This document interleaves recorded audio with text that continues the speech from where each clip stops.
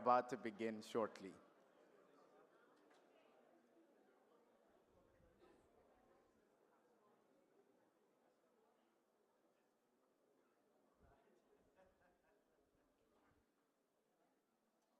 If you can't find a seat, there are plenty of available seats, and you have free choice to choose whichever one you want.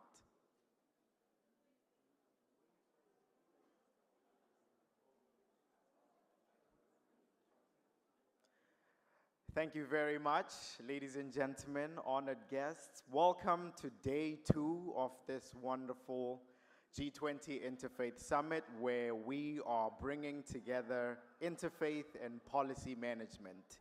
I wanted to say welcome back to Cape Town. Today promises to be another jam-packed, informative day. And again, my name is Sandile Saisi, and I'm with my co-pilot, Judith Masangu, who's going to make a few important announcements that are going to guide us for today.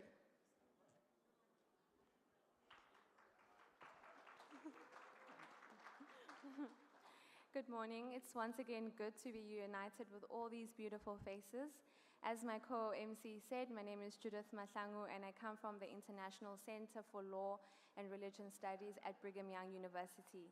Please pay attention to these important announcements. We ask that you share your reflections, your favorite moments from this conference, this forum, these sessions, and post them on social media. I think flooding social media with positive content for once will do a world of good. Please ensure that you use the hashtags that are found on the name tag at the bottom as a way to ensure that we generate a standard form of engagement. There's a QR code on the name tag as well that we encourage you to please scan with your phones so that you can access the most updated program for the day. If you're struggling with scanning, please find anyone young and they'll be happy to assist you.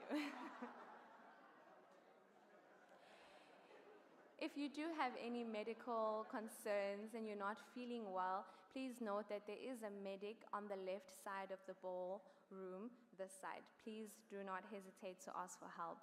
If you have any questions or concerns, please refer to the registration desk where you got your name tags, or to speak to any of the volunteers who are wearing blue name tags.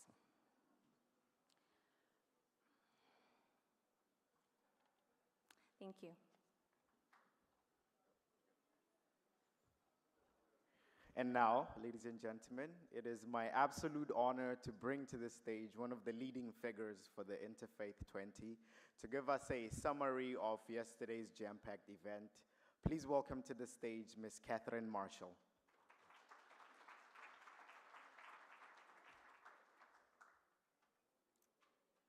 Thank you very much, Sindile. We had a little tussle beforehand because he asked what he should call me. And I said, Catherine. He said, that's not my culture. So we have set the program up because it's such a complex program over 4 full days with an extra day added in that each morning I will try to do a very quick summary of what happened. And clearly that is a challenge because yesterday alone, we had 3 plenary sessions and 12 breakout sessions with the challenge for all of us as to how to solve the problem of which one to go to. So I thought what I would focus on today, apart from a few themes, is a little bit of exactly what is going to happen and what happened. So first of all, yesterday we had, as you know, a very long and exciting day, but there were some things that we did not quite finish during the day because we didn't want to keep you here all night. And so this morning we're going to do a little bit of a makeup, and therefore the first plenary will be starting maybe half an hour late. So that is the first comment. That includes trying to set the meeting here in the context of the broader, longer-term G20 process and G20 interfaith. Secondly, just so that you know exactly what's happening, and our wonderful MCs have already brought that out, but I would highlight it. Sessions in this plenary are being live streamed, so that is the first, but the rest of the conference is being recorded. Everything is recorded. And the recordings of each of the sessions, including the breakouts, will be available on the G20 Interfaith website, and that will be, they're promised by end of September. There are also notes or summaries of each of the sessions that will also be available. And a third thing that will be available is that those of you who have presentations, PowerPoints, and relevant papers that relate to each of the sessions and to your own contributions, all of those will be available on a special section of the website. That will be sooner. And finally, there will be an overview, a summary of the entire event. The point is that history is being made here. There are many, many valuable contributions, and we want to be very sure that they are preserved. We have some historians among us, a lot of writing being done about this event, so just so that you know that that is the process. Secondly, today is a bit different, and we're doing something that builds on what has been done during previous events, which is a service project, which I think echoes the core theme that we have, which is not simply talk, not simply dialogue, but moving much more towards action. And since a major theme is food security and addressing the practical issues of poverty in tangible ways, there is a service project this afternoon. And our MCs will be giving you much more specifics as to what that involves. But what it involves primarily is preparing food for people who are hungry and who are in need. And that is the idea. So again, in a practical sense, yesterday we had a remarkable opening plenary, which gave us the themes of the event, the keynotes. We emphasized and were a witness to the spirit of inclusion and solidarity in South Africa with the presentations from the different faith traditions of their prayers. And there were many themes in those prayers. The one that I heard most vividly was the theme of vulnerability and solidarity combined. That the meaning of solidarity and equality is inclusion and is hearing the voices of many different people, but also never forgetting that we do not want to leave people behind, the people who are suffering, the people who are in need, and who also are very much part of the human family. We heard some very important messages from the chair of the local organizing committee, Professor David Mosoma. I think that one of his themes was the power of interfaith as a force of change, and the need to focus and to foster that solidarity through collaboration and cooperation, to move away from sanctimonious platitudes towards action, but quality action, and action that has impact. So I'm not going to try to summarize the rest of the day, but one theme that came through so vividly was the meaning of Ubuntu and the different meanings of Ubuntu. That Ubuntu is, yes, I am because you are because I am, we are because you are, but the complexity of the concept of Ubuntu, which relates very much to the South African themes.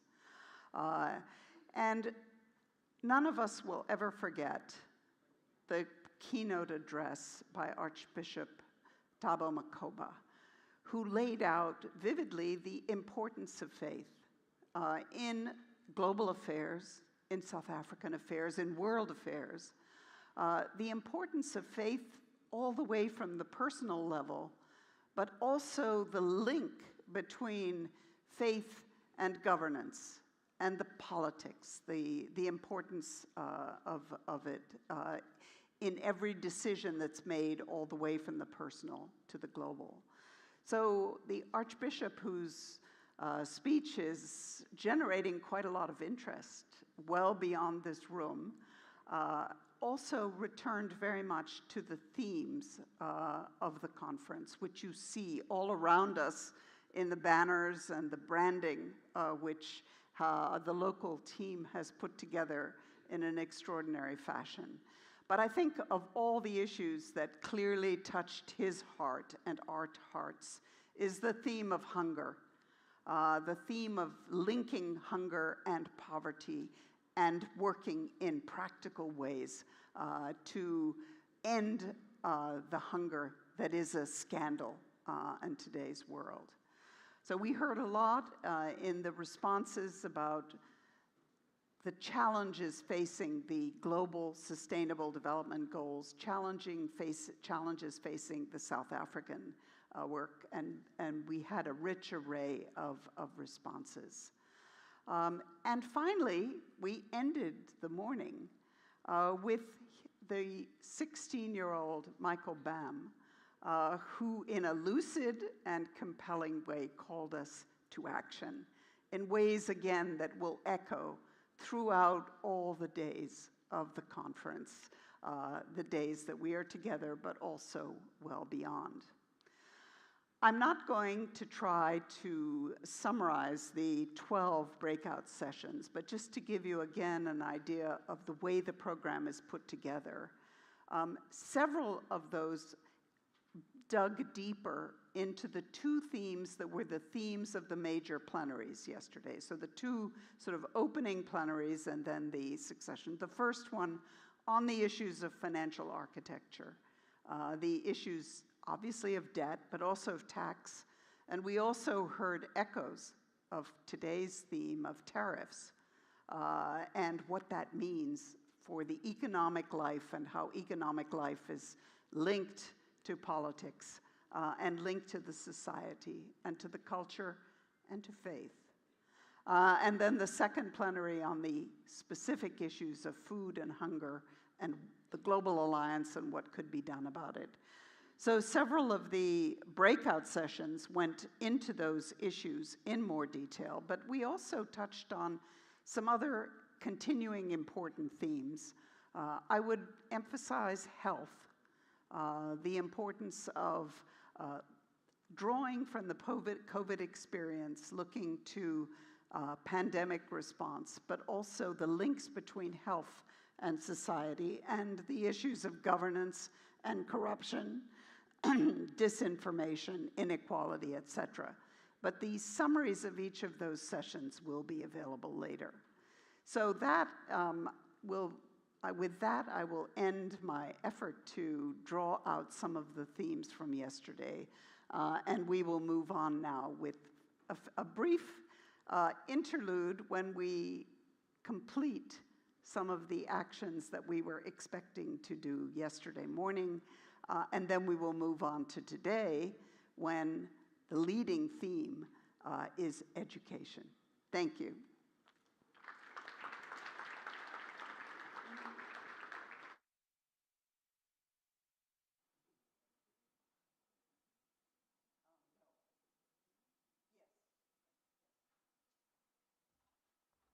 Thank you very much, Ms. Marshall. And yes, in my culture, you never call your elders with their first name. You have to say Mr. or Mrs. And now, ladies and gentlemen, all the way from Brazil, Rio de Janeiro, meets Johannesburg, meets Cape Town, meets everything South African. Before I invite this gentleman to the stage, I want us to turn to the person next to us and shake their hand and introduce yourself.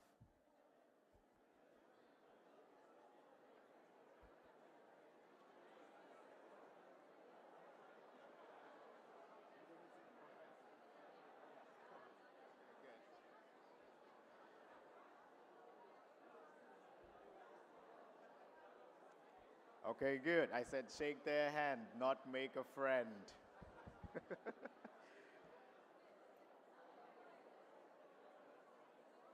Thank you very much. Now that we've all made each other's acquaintances, our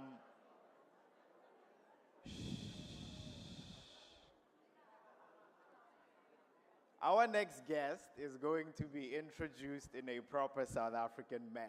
Means you are going to cheer and celebrate, okay? Took a long flight. So ladies and gentlemen, all the way from Rio de Janeiro to Cape Town, he is the professor at the Brazilian Center of Studies in Law and Religion at the Federal University of Uberlândia. Please welcome Professor Alves.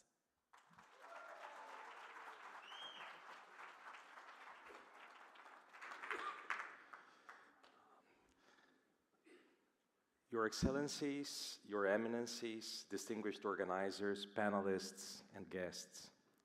It's my great pleasure and honor to continue our vital dialogue here in the vibrant and beautiful city of Cape Town. Building upon yesterday's inspiring sessions, we have already begun to witness the remarkable potential for collaboration among diverse groups and sectors from across Africa and the world. Religious communities and interfaith actors play a vital role in promoting the United Nations Sustainable Development Goals, the African Union Agenda 2063, and the 2025 G20 priorities in Africa, which encompass solidarity, equality, and sustainability. In 2024, Brazil's G20 presidency envisioned building a just world and a sustainable planet through social inclusion, energy transitions, and governance reform. The G20 Interfaith Forum paralleled this process, organizing strategic meetings culminating in our summit in Brasilia and participation in the G20 Social Summit in Rio de Janeiro. These gatherings generated comprehensive recommendations delivered to the G20. Notably, our successful advocacy supported the inclusion of combating against human trafficking and modern slavery in both the G20 Social Final Declaration and the Leaders' Final Declaration, adopted by unanimous decision by the G20 governments. And these are priorities that remain central to the African process. This demonstrates how religious communities can effectively contribute to governance when we unite our moral authority with concrete policy proposals. Esteemed participants, as our discussions continue to unfold, yesterday's conversation and today's reflections have tremendous potential to advance the South African G20 presidency's priorities, positively impacting the world's most pressing economic and social issues. The theme, Ubuntu in Action, focus on vulnerable communities, provides a culturally relevant framework. Yesterday's discussion illuminated vital connections as we explored Africa's urgent needs for debt relief and climate finance, examined strategies for combating poverty and inequality, and addressed contemporary challenges from AI ethics to protecting vulnerable populations from trafficking and modern slavery. These conversations demonstrated how religious communities can leverage their extensive networks and moral authority to ensure no one is left behind. Ubuntu embodies humanity and the principle that I am because you are, describing a universal bond connecting all people everywhere. Our common humanity and interdependence underscore our shared responsibility toward the planet and future generations, our obligation of solidarity and fraternity. This philosophy aligns with the Golden Rule embraced by religious traditions worldwide, treating others as we wish to be treated. Ubuntu is intrinsically linked to human dignity and serves as the foundation for the African Union's strategic framework for inclusive development. As the primary driver for unity, peace, and collective prosperity in Africa, Agenda 2063 has the potential to shape new dialogue and initiatives within the interfaith sector. Dear colleagues, religious and interfaith actors from the Global South, particularly from Africa and Latin America, occupy a unique position to contribute meaningfully to the G20 process, given our shared histories and common challenges.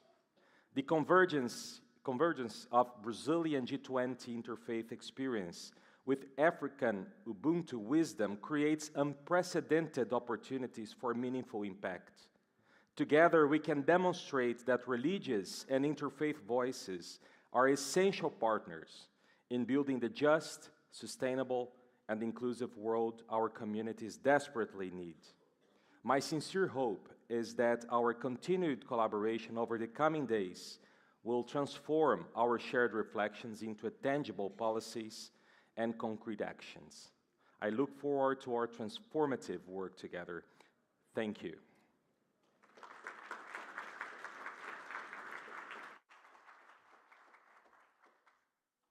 I wish I had half the charisma that my co-MC has, so I do hope that the next speaker won't be upset that I'm not introducing him in the same manner that the previous speaker was.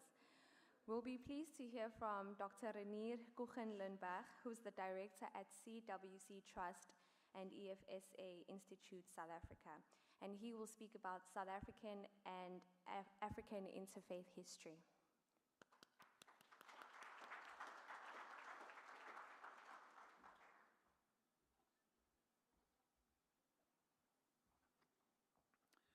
Good morning. I've said earlier that if you expect anyone to be able to put that together in a summary, it's impossible. So in this sense, I would like to highlight just particular points and some personalities that played an absolute key role in our own history of interfaith cooperation in South Africa. So I will pretty much focus on the South African context, if you allow me. I want to start with a quote from Hans King in Tübingen that said, "There can be no peace amongst nations without peace amongst religions. And there can be no peace amongst religions without dialogue amongst religions." The South African history very much started by Archbishop Tutu after he founded in 1984 the South African chapter of the World Conference on Religion and Peace.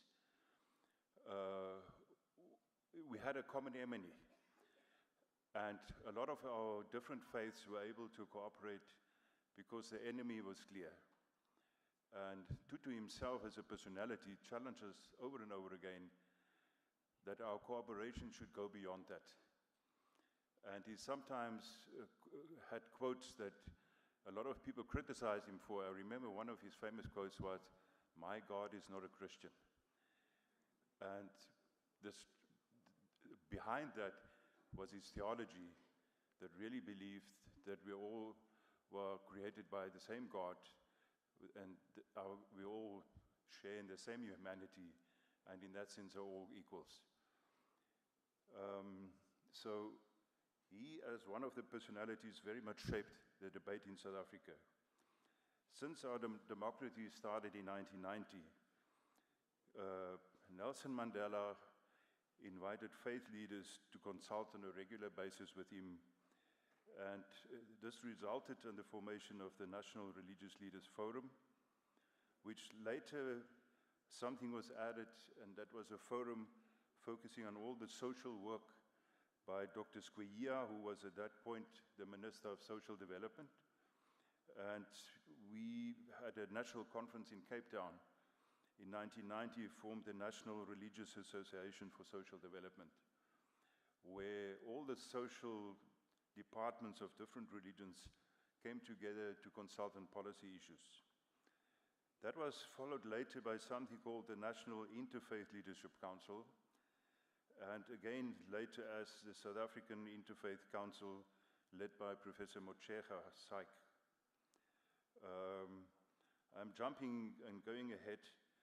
Because of this cooperation, we concluded a formal agreement between the presidency of President Thabo Mbeki, national religious and faith leaders, to cooperate to fight some of the challenges South Africa has. And from that cooperation, many projects followed. One of them was the fight against HIV/AIDS, where South Africa received a special grant that were implemented by the religious sector. Without the agreement that was concluded with Mbeki's government, this would not have been possible. So, and this process also led in the background to a discussion with the German government, where both Catherine and I was involved when they established PART, the International Partnership on Sustainable Development, Religion and Sustainable Development, before it was launched in Berlin. One of the senior directors of GIZ worked in the presidency with Dr. Frank Chikane, and he knew of this accord that we concluded between the government and faith leaders, and they used that example when they launched the process to establish Partners in the international network. That is a very selective and brief history, but I want to come back to 2 points, because the success of our work as a broad interfaith group depends on whether we have systems in place, but also whether we have the personalities to drive it. It's always a combination of both.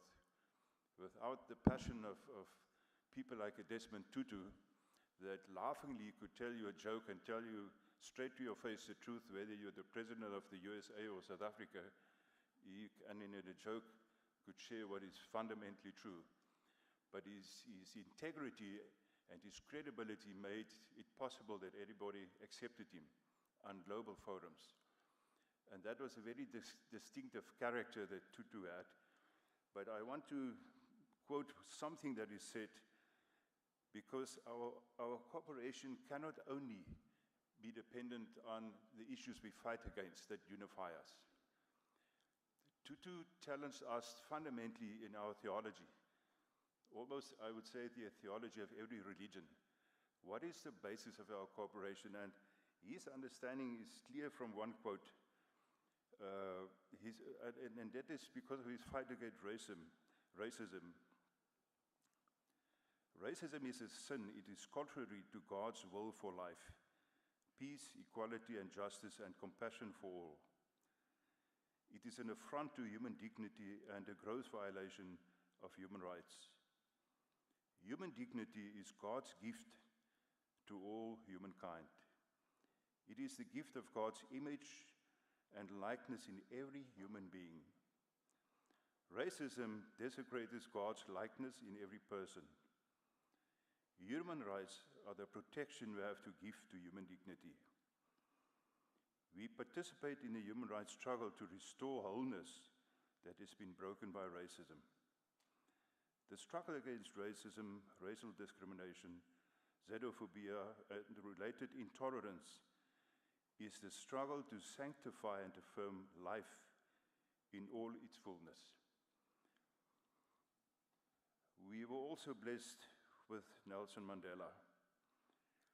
And at one of the interfaith conferences in Cape Town on 5 December 1999, he said as part of his speech, "In our country, my generation is a product of religious education. Without the church, without religious institutions, I would never have been here today. No government or social agency can on its own meet the enormous challenges of development of our age. Partnerships are required across the broad range of society in drawing upon its spiritual and communal resources. Religion can be a powerful partner in such causes, as meeting the challenges of poverty, alienation, the abuse of women and children, and the destructive disregard for our natural environment. As a country, we were blessed with the leadership of both Tutu and Nelson Mandela that proved to us that our faith should never become an ideology to impose on others, to make sure that others do what we want to be. But fundamentally, stay true to your own belief, your own convictions, and that we're all part of God's creation. Thank you so much.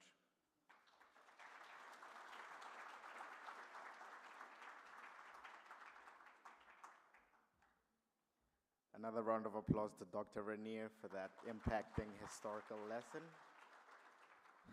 Thank you very much. And now we are going to receive a very special message from the Ecumenical Patriarch of Constantinople. So ladies and gentlemen, please direct your eyes to the screen and enjoy this message from His All Holiness Ecumenical Patriarch Bartholomew.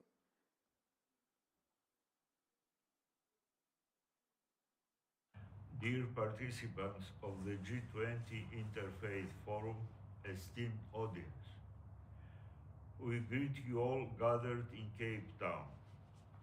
We find ourselves today before a global crisis of solidarity with wide-ranging social consequences. A symbol of this desolidarization is increasing poverty, the food crisis, and widespread hunger affecting large populations, as well as the tragedy of migration caused by famine and scarcity as a result of armed conflicts or climate change. The United Nations has repeatedly emphasized the right to food as a fundamental human right. Already in the Universal Declaration of Human Rights, December 10, 1948, in Article 25, Paragraph 1, it is stated, "Everyone has the right to a standard of living adequate for the health and well-being of himself and his family, including food." In many of its decisions, the United Nations General Assembly and the Commission on Human Rights, in addressing the right to food, call, facing the dramatic rise of hunger and food insecurity, for determined and concerted action for the full realization of everyone's right to access to safe and nutritious food, and to be free from hunger, which constitute an outrage and a violation of human dignity and fundamental human rights. Human rights are indivisible. Their value foundation is human dignity, the conditions of which include, together with freedom, equality, and justice, the fulfillment of basic needs, among which food is undoubtedly included. This character of human rights is expressed through the discussion of the three generations of rights, namely, first generation classical individual and political rights, second generation social rights, and third generation solidarity rights. In the first article of the Universal Declaration of Human Rights, the sequence of principles, freedom, equality, fraternity, is expressed as follows. All human beings are born free and equal in dignity and rights.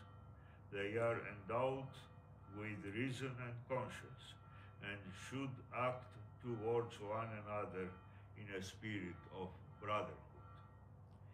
The goal of human rights is the creation of a society of fraternity and solidarity, within which these rights must become a tangible living reality. What should be the stance of religions in the face of the contemporary crisis of solidarity? It is certain that religions cannot ignore this crisis, which affects the human being at the very core of its existence and dignity. The need for cooperation among religions and with other social actors is likewise imperative. Faithful to her teaching on the absolute value of the human person and the unconditional respect for it, in accordance with the patristic saying, there is nothing as sacred as a human being whose nature God has shared. The Orthodox Church practically and indiscriminately cares for all people in need, obeying her head, our Lord Jesus Christ, who identified himself with every human being, especially those in need. As you did it to one of the least of these my brothers, you did it to me. In this spirit, the Ecumenical Patriarchate declared the year 2013 a year of universal solidarity. Our aim and hope were to sensitize sufficient hearts among humankind regarding the immense and extensive problem of poverty and the need to assume the necessary measures to comfort the hungry and misfortunate. The Holy and Great Council of the Orthodox Church, Crete 2016, emphasized the Church's great responsibility is perceived in terms of overcoming hunger and all other forms of deprivation in the world. As noted, the phenomenon of hunger signifies a serious crisis of identity in the modern world, since hunger threatens the divine gift of life of whole peoples, but also offends the lofty dignity and sacredness of the human person and offends God himself. In light of all this, the Orthodox churches are called to show practical solidarity to their needy brethren. The hands of the faithful which are raised in prayer toward God must also be extended toward their fellow human beings and become helping hands to those in need. The commandment of love for one's neighbor is not limited to occasional aid tending to wounds, but includes the struggle to remove the roots of injustice, to fight the causes that create the wounds. Dear friends, it is our deep conviction that the future of humanity is tied to resistance against the ongoing desolidarization and the establishment of a culture of solidarity. This goal cannot be reached without the joint contribution of religions. Thank you very much for your kind attention.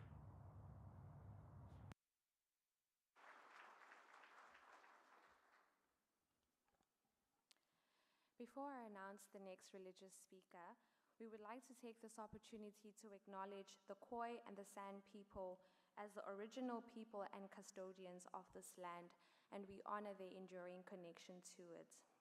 In line with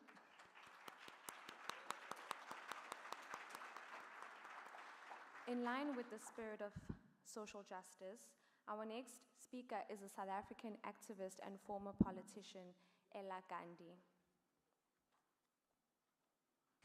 Thank you for giving me this opportunity to share my views at this important forum.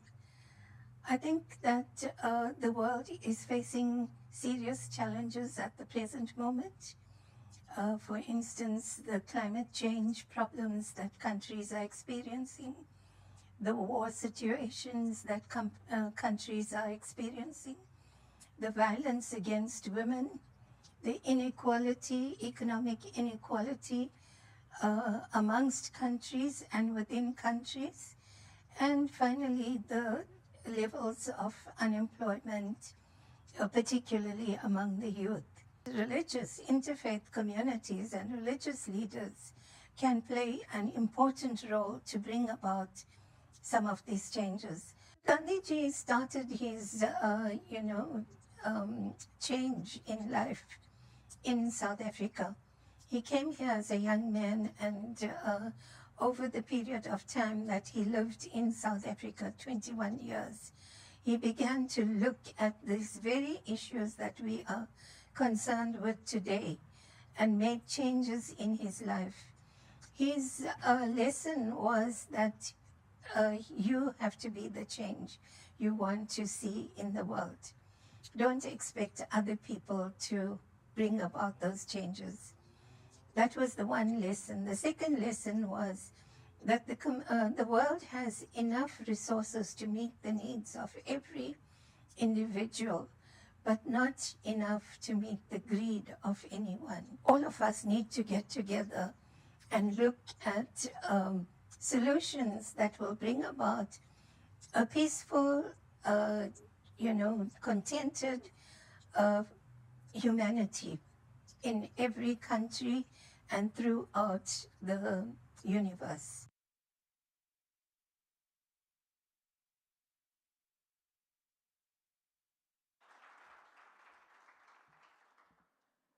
The next video is from a social activist, professor and writer, and founder and director of a Thai NGO, Sulak Sivraksa. After the demise of the Soviet Union, the world seemed to concentrate more on capitalism, consumerism. Even China claimed to be a communist country. It's all the same. They all want money, they all want power. Nobody cares for the spiritual dimension of human being. I feel that if we want to move forward, people should care for spiritual being. One doesn't need to be religious, but one must realize that we are not only material. Our body depends on spiritual. And in Buddhism, the essential thing of spirituality is our own breath. Concentrate on breathing. You can learn to change greed into generosity. You can change hatred into loving kindness. And ultimately, you can even change ignorance into wisdom. Very simple. You don't have to believe in anything. But I hope do think of spirituality. I was glad at one time when Wolfenson was president of the World Bank. He called for a global meeting, co-chair with the Archbishop of Canterbury, which really care for the spiritual dimension of human being. And in fact, I even challenged the World Bank that they knew too much theory, but they never consult the poor. When they consulted the poor, they were astonished. The poor didn't want more money. The poor didn't want more motorcycle. The poor want to be recognized as a decent human being. I think that's essential. If we learn that, care for how to be a decent human being, that is, don't care only for the material well-being, care for intellectual well-being as well as spiritual well-being, then I think G20 will move on the right direction. Otherwise, they will go wrong as they have done so in the past.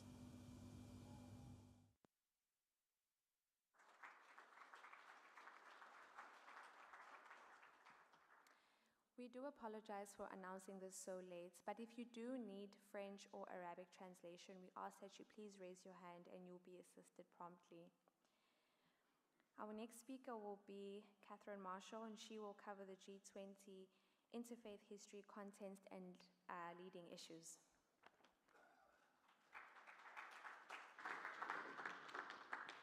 Thank you. I think I'm going to speak without notes so I can be brief, hopefully, and walk around a little bit.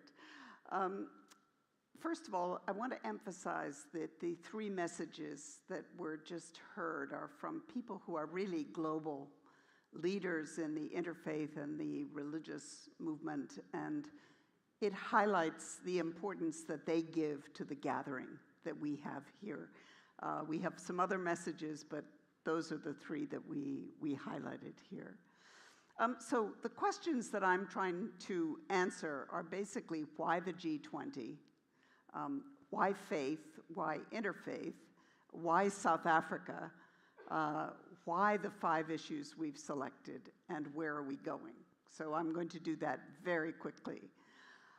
But in today's world where there is so much focus on the global governance, global institutions, we have some specialists here whose focus is on these issues of global governance. The G20 has a rather special role.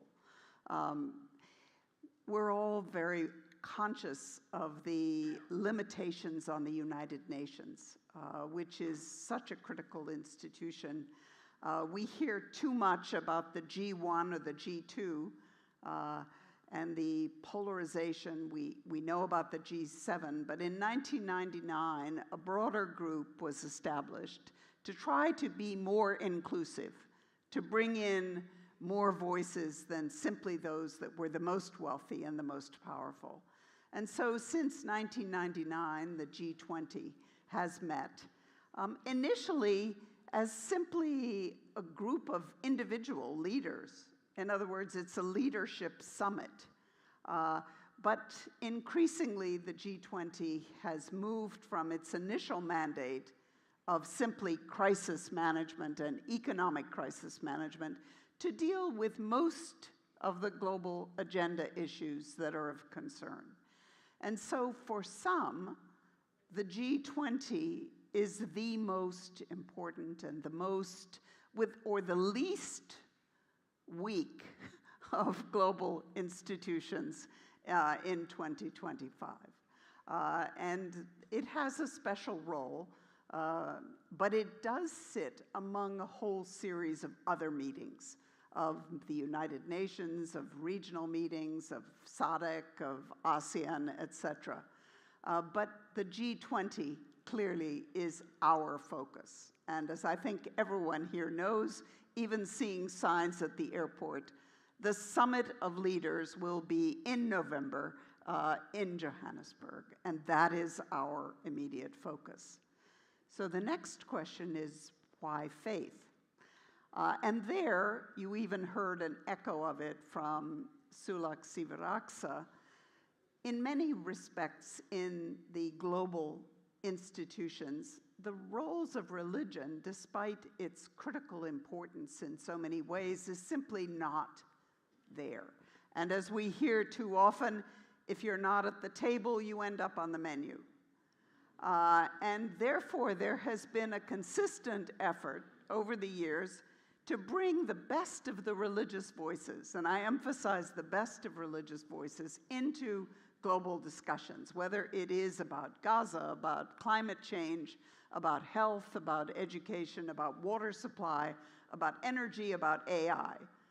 And so we're very much part of that continuing effort to bring, in a thoughtful, balanced, inclusive way, the voices of faith into the global agendas.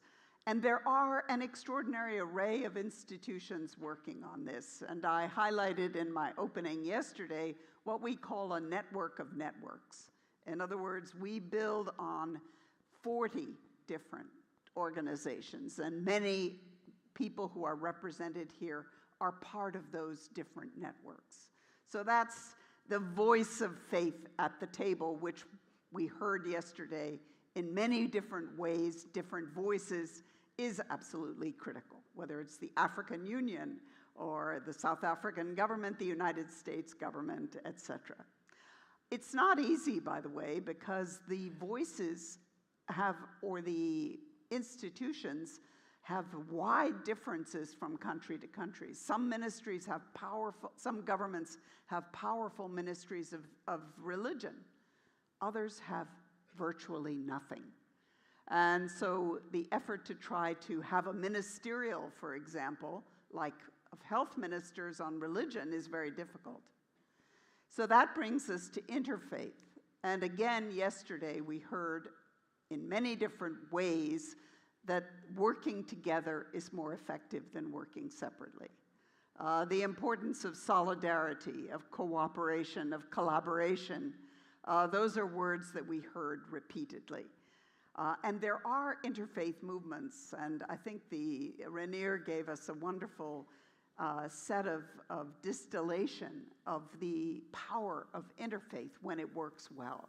We know in the Jubilee campaign in the year 2000, the power of faith to transform the dialogue about poor country debt. And we're hoping that the interfaith voice, which you see reflected in 2 books that were part of your package, can help transform the contemporary debate about hunger and poverty, bringing a moral voice, but also a practical voice together, talking about how all different religious traditions care about poverty and about hunger, as well as thirst and everything else.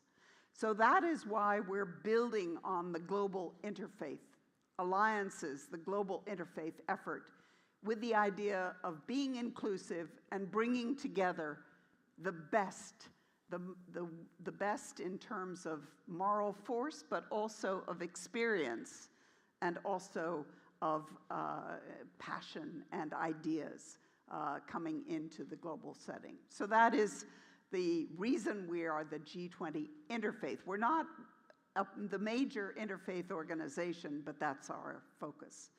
So why South Africa? One of the characteristics of the G20 is that it has no secretariat. It has no sort of permanent structure, no office. But the leadership goes every year. It rotates to different countries.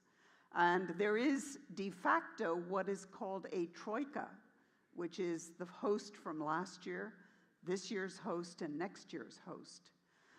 So the current troika is Brazil, and that's why you heard from Rodrigo about the importance of what happened with Brazil's presidency in 2024, South Africa's presidency in 2025, and I think we could call it the 64 billion question, the United States presidency in 2026. And so that is why we're here in South Africa, and through this whole year, through a series of meetings in Pretoria, in Cape Town at Bishop's Court, in Addis Ababa, and in other settings, both the local organizing committee and the G20 Interfaith have organized a series of meetings which have been designed to focus on what are the main issues, to look at what we should recommend, and where we should be heading in the future. And we're looking now already to what's going to happen in 2026. Mystery at this point. So around us you see, and you can see here, food security, etc. The G20 Interfaith over the years, because it has an 11-year history, I sort of skipped over that part, but the G20 Interfaith, Brian Adams is here. He actually helped to launch in 2014 in Australia with the Australian presidency, a meeting. And for the early years, those meetings were, to some extent, they were academic conferences. Religious freedom is a focus. But increasingly, and particularly after the German presidency, we were told that if you want to be part of the G20, you have to focus on the G20 agenda. You have to be part of the G20. You can't just do things that religious communities care about.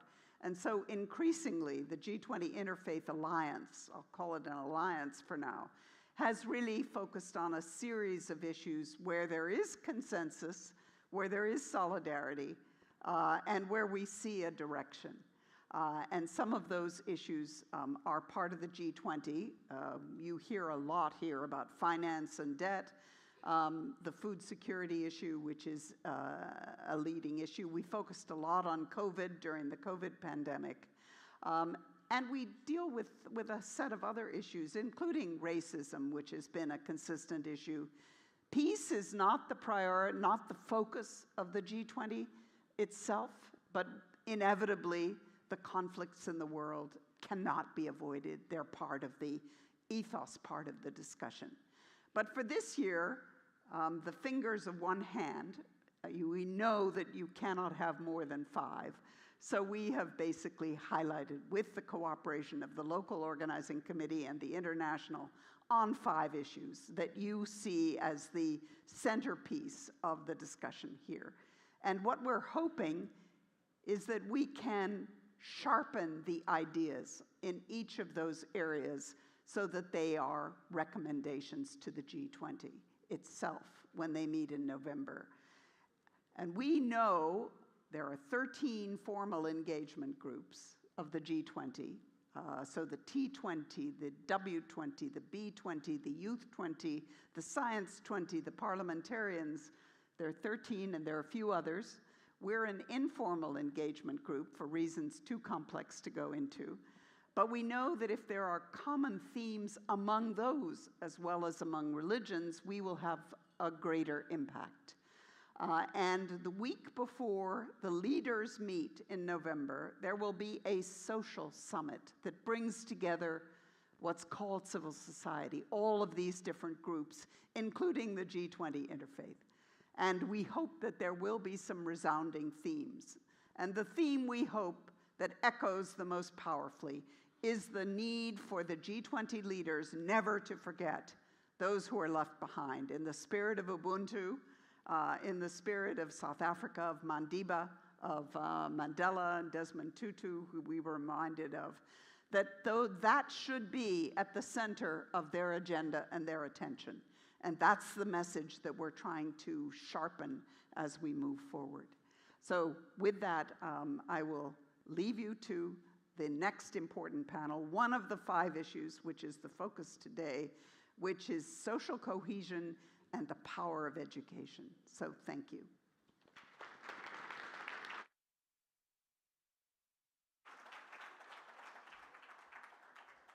Thank you very much for that wonderful reflection, Ms. Marshall. And in line with what she said, social cohesion and the power of education. And I think my fellow ACWay representatives will be happy to know that the key focus on this will be what is the youth's role in this entire thing. So ladies and gentlemen, for the next panel, please welcome the moderators, Dr. Mohammed El Sanusi and Professor Maniraj Sugdavan. You come here. Thank you so much, and good morning to everyone. And let's again give a round of applause to our young MCs for this morning. Thank you so much. We got so inspired when we see young people, leading us all this morning. So welcome. It's a good morning for me, and also warm welcome to all of you this morning to the second day, of course, of our conference, day 2 of the G20 Interfaith Forum. We are so delighted this morning just to begin our plenary discussion titled Education, Leading Human Development Imperatives. I always want to basically begin by thanking those who are behind these efforts. It's so critical. You just heard my good friend, Professor Marshall, and of course, our good friend, Professor called Durham. Professor Durham is in Utah. He's not with us here, but I hope he's watching. We want to send to him a very warm thanks and appreciation as well. So, of course, I cannot forget the local organizing committee, an amazing job, right? We're all so happy that we're here. The organizing committee did an amazing job. So thank you to our local host here. As you will hear from our esteemed speaker this morning, education is not only a pathway to knowledge, but also the foundation for teaching values, fostering social cohesion, and building mutual respect and understanding. Education is the foundation, I call it the foundation, for achieving nearly every discussion happening here at this conference. So from eradicating poverty and hunger to harnessing emerging technologies and addressing climate change, it is a cornerstone, it is the cornerstone for achieving our shared goals. So this morning, before we begin this panel, we are so honored to be joined by Professor Abdul Moti. Professor Abdul Moti is the Minister of Primary and Secondary Education of Indonesia. He also the Secretary General of the Muhammadiyah, one of the largest Muslim organizations in the world. So Professor Abdul Moti, welcome with your keynote. Give us the foundation, and then the panel will follow. Welcome.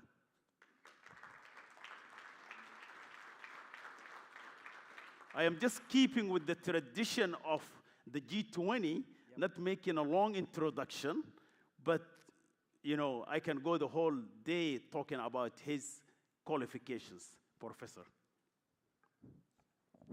Thank you, Muhammad.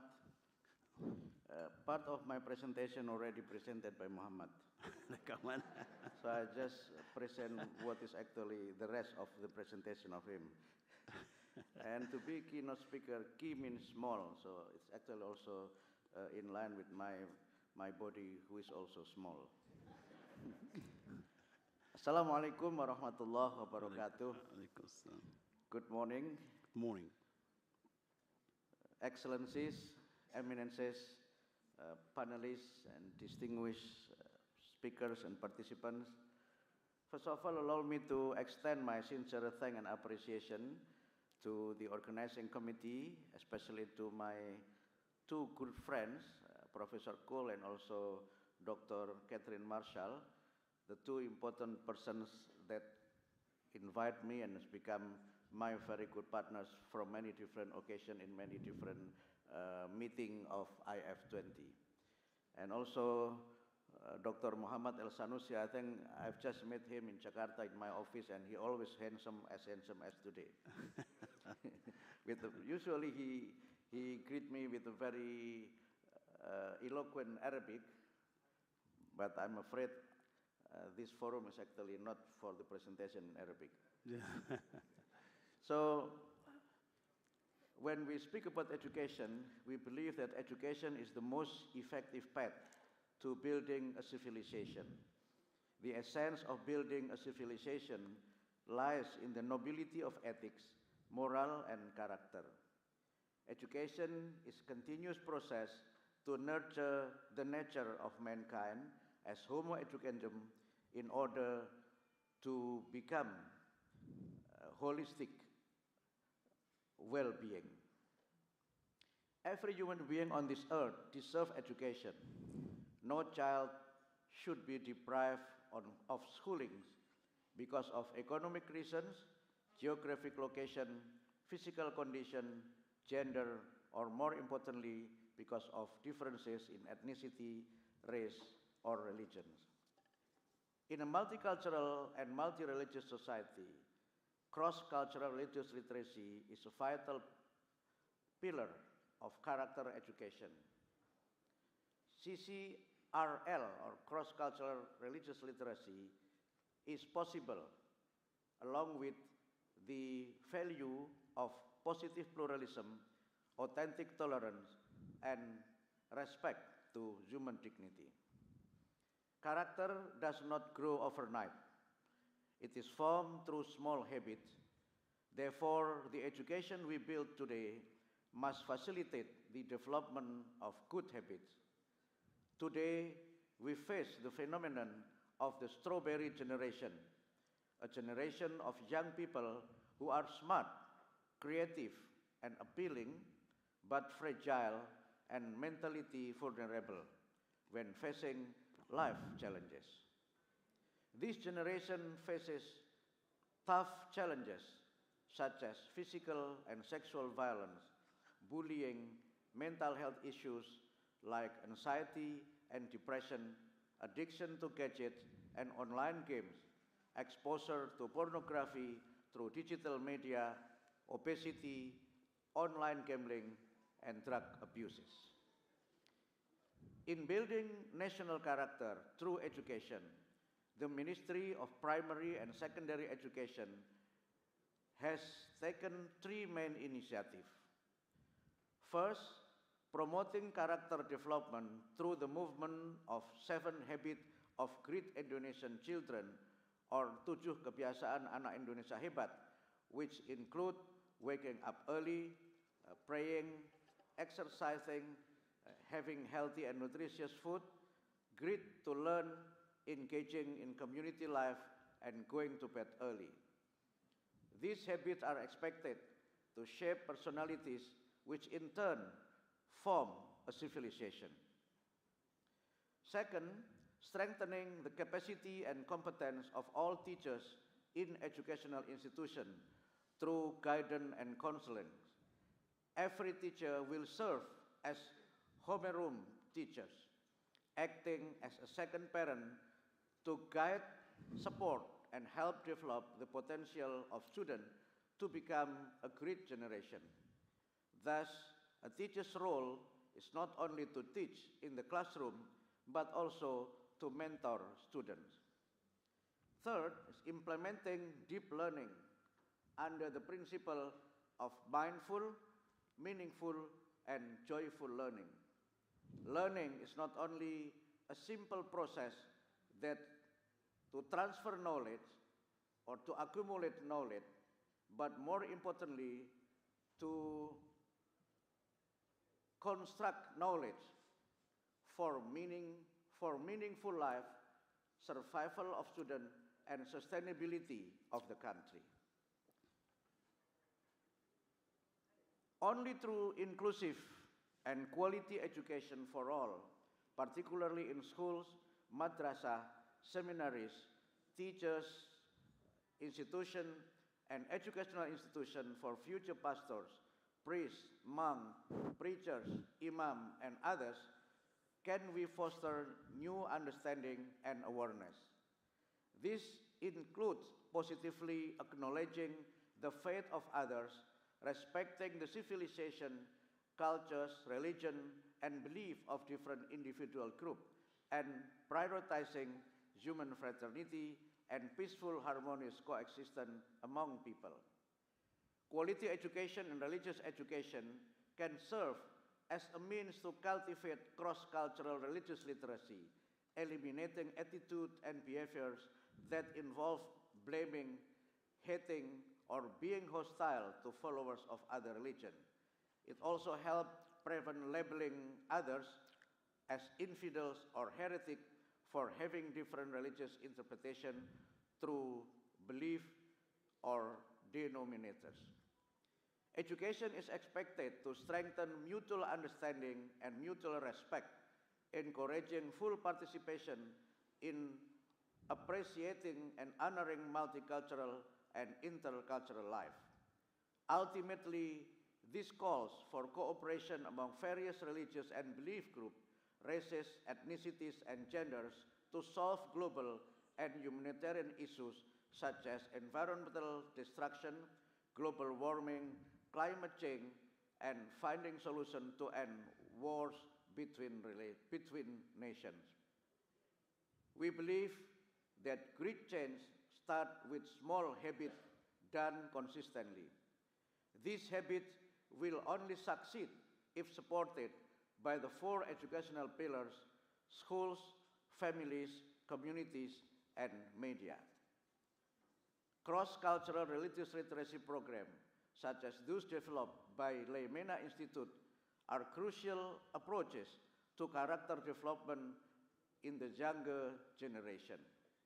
These programs help them discover their identity, understand others, and collaborate to build a peaceful, joyful, and prosperous society. Through cross-national, cross-cultural, and interfaith collaboration, we can raise a young generation that is not only academically intelligent, but also wise in social life. Having partnership with the spirit of gotong royong and the value of Ubuntu, we could develop an inclusive education, pluralistic religious education, as a means to build civilization and civilized society. Thank you very much. Assalamualaikum warahmatullahi wabarakatuh. Thank you so much, Your Excellency Minister Abdul Mu'ti. Thank you so much. We appreciate it. So the next job is a little bit difficult.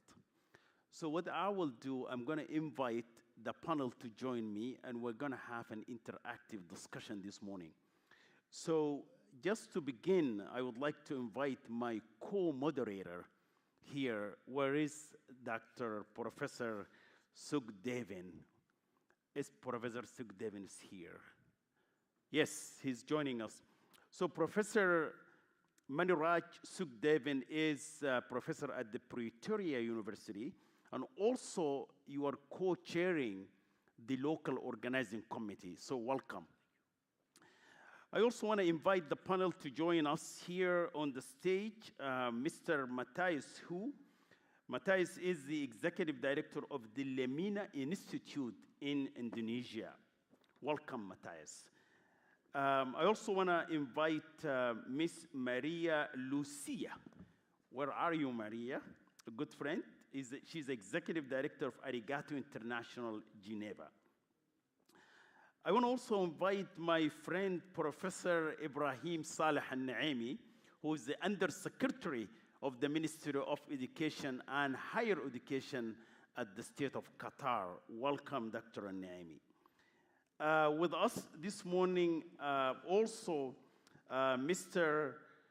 Ruslan Bek. Ruslan Bek Davletov is the advisor to the President of Uzbekistan on representatives' bodies and non-governmental organizations, religion, and youth affairs. Welcome. I want to invite Professor Muhammad Haroon, Head of Office of Deputy Minister of Social Development, Minister of Social Development in South Africa. Professor Haroon, you are most welcome. With us also, Professor Jonathan Jansen is a distinguished professor. He's here. I saw him earlier this morning. Distinguished professor of education here in the University of South Africa. Is Professor Jonathan with us? And then also I want to invite Reverend Professor Peter Magito, Vice Chancellor and CEO, Africa University, Kenya. So Kenya is present in the room. Reverend, join us. So we're Professor Johnson. We saw him this morning. I'm pretty sure he's around. But we can begin until maybe probably he's going to join us, right? But if he's in the room, of course, we'll be more than happy to have him. So before I turn it to my co-moderator, yes, I see Professor Jonathan is joining us. So before I turn it to my co-moderator. Today, our speaker will share concrete examples of how religion and religious communities are playing a vital role in shaping and delivering inclusive, quality education that ultimately support a nation's social economic development while fostering sustainable peace. This particular session will be interactive. That's why we're standing. We're going to sit in a little bit. Each panelist will speak for 3 minutes, and then we will turn it to you, the audience, to all of you. We want to hear your insight, experience, questions, and ideas. You know, I am pretty sure a number of you from here, from Africa, but those of us coming from somewhere else, by now we have adjusted to the jet lag. So we know you are awake and energized to join this conversation with all of us. So without any further ado, please, the panel, take your seats and turn it to my co-moderator for the first question. Thank you very much, Dr. Mohammed. It's so wonderful. You can see he's a real charismatic person, and he brings everybody to life. So thank you very, very much. We are just trying to get our, those wonderful cue cards that we have to please come to the fourth, because the reason being, thank you very much. The reason being is that we've just got 1 hour, and we need to have a hard break at 11:30. So we're going to try as much as possible to incorporate everybody in that time. So just to kick it off, and this is something which I would like each of the participants to be able to speak into, and we're going to allow you, I know we're really running out of time, so please bear with us. We will try to give each speaker 3 minutes to address this fundamental question that we have, and that is, in the spirit of this conference and in the recognition of South Africa's priority on quality education, and I want to include in that Africa, we need to remember that everything we want to see accomplished, discussed at this conference, needs a solid foundation. And I think our previous keynote speaker touched on that solid foundation, that is inclusive and quality education. And therefore, from your experience, how can quality education be a driving force in addressing not only themes we are exploring here at G20 Interfaith Forum, but also the broader challenges that our world is facing? So we're moving from South Africa to Africa, and then we have a message for the world. I want to therefore invite initially Matthias Ho to address us on that question, and I'm going to ask somebody to assist us here with the cue card so that we can keep to time. Thank you very much. I love you to read those cue cards that's going to be flashed there, and that will give an indication of the time left so that we can get through all the speakers in the hour that we have. Matthias Ho. Well, thank you. Thank you, Mr. Moderator. I think if you're talking about one of the broader challenges, especially also in relation to the theme of the IF20, I think it reminds me of the UNESCO report of the future of education released in 2021, when it talks about how today's world is becoming more divided and polarized, and that the future, the pedagogy of the future should include on how to promote cooperation and solidarity.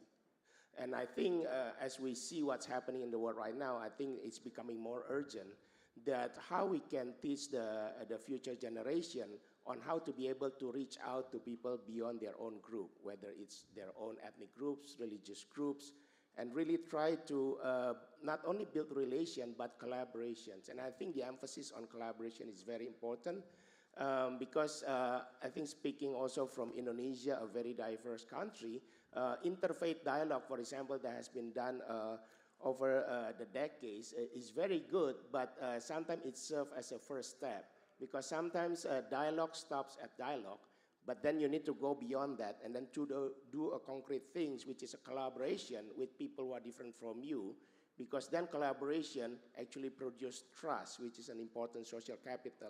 And this is where I want to commend actually the initiative from the Minister of Primary and Secondary Education of Indonesia, Professor Abdul Muti, because his emphasis right now on the character development doesn't stop only at cognitive level, but actually now promoting a co-curricular activities in school to really help the kids on really do a concrete things in terms of what he mentioned, for example, the ability to engage in a community and build the civic responsibility. So I think that's the kind of an initiative that I think we need to see right now. Thank you. Thank you very much for that insight. And now we'll turn to Maria Lucia Uribe Torres. Thank you, and good morning, everyone. Well, I think to respond to this question, I think we should go back to Article 29 of the Convention on the Rights of the Child, which is the only article, I think, when it comes to human rights that really speak to what quality education is. And it has 4 points that very much relate to this conference and the work that we are trying to do. And the first part of this says that children should be able to develop fully.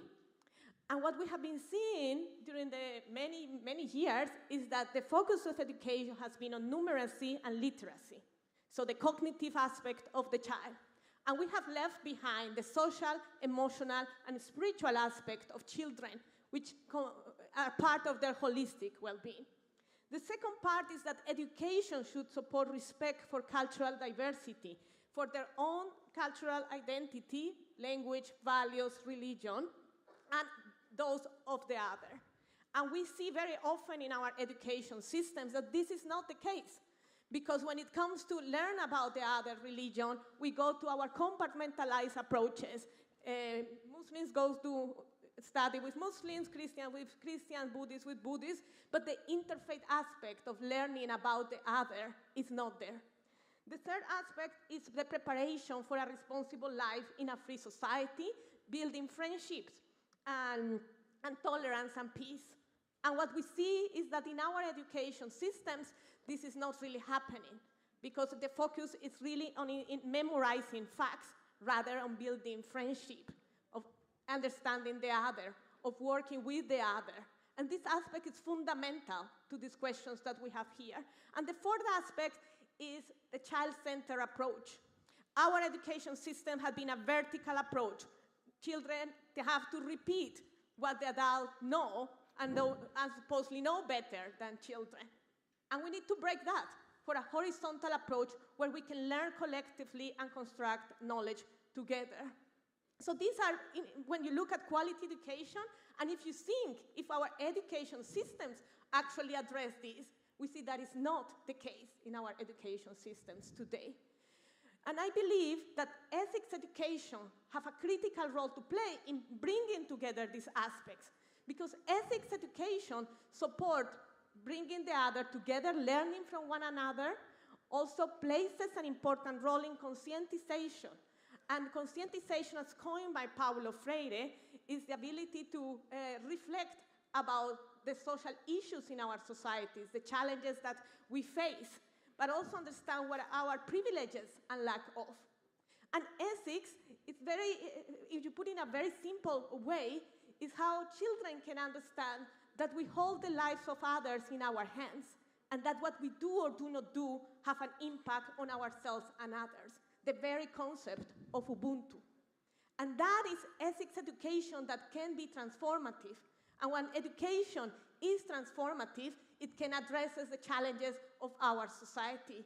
If children learn what are the structural causes of violence, of injustices, and they know that they can stand up for those, we are transforming education and societies. And yes, education is the most powerful tool to transform the world, but it can also be the most powerful tool to incite violence and to create exclusion. I leave it there. Thank you, Maria Lucia. You got a clap, Maria. You did a wonderful job, obviously. Now, I want to turn it to Professor Ibrahim al-Naimi. Professor Ibrahim, the answer to the overall arching question. Thank you, Dr. Muhammad. Good morning, everyone. I'm really happy to be part of this panel. My first two colleagues who talked, I think they covered very important part of this discussion this morning, but I'd like to focus on the education and interfaith, and I think we all care about the SDGs, and we teach these to our kids in schools regularly and in our universities, but we really must focus more on how important the interfaith to being included into education. So the true education must include moral, ethical, and spiritual growth. Faith traditions provide timeless wisdom and justice, peace, and compassion, as we see in the Islamic and biblical teachings that encourage knowledge and guidance. So interfaith fosters shared values, breaks down stereotypes, and builds empathy, foundations for global citizenship and social cohesion.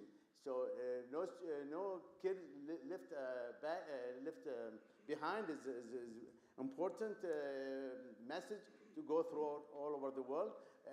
In my country, Qatar, we care so much about providing education for the needy people around the world.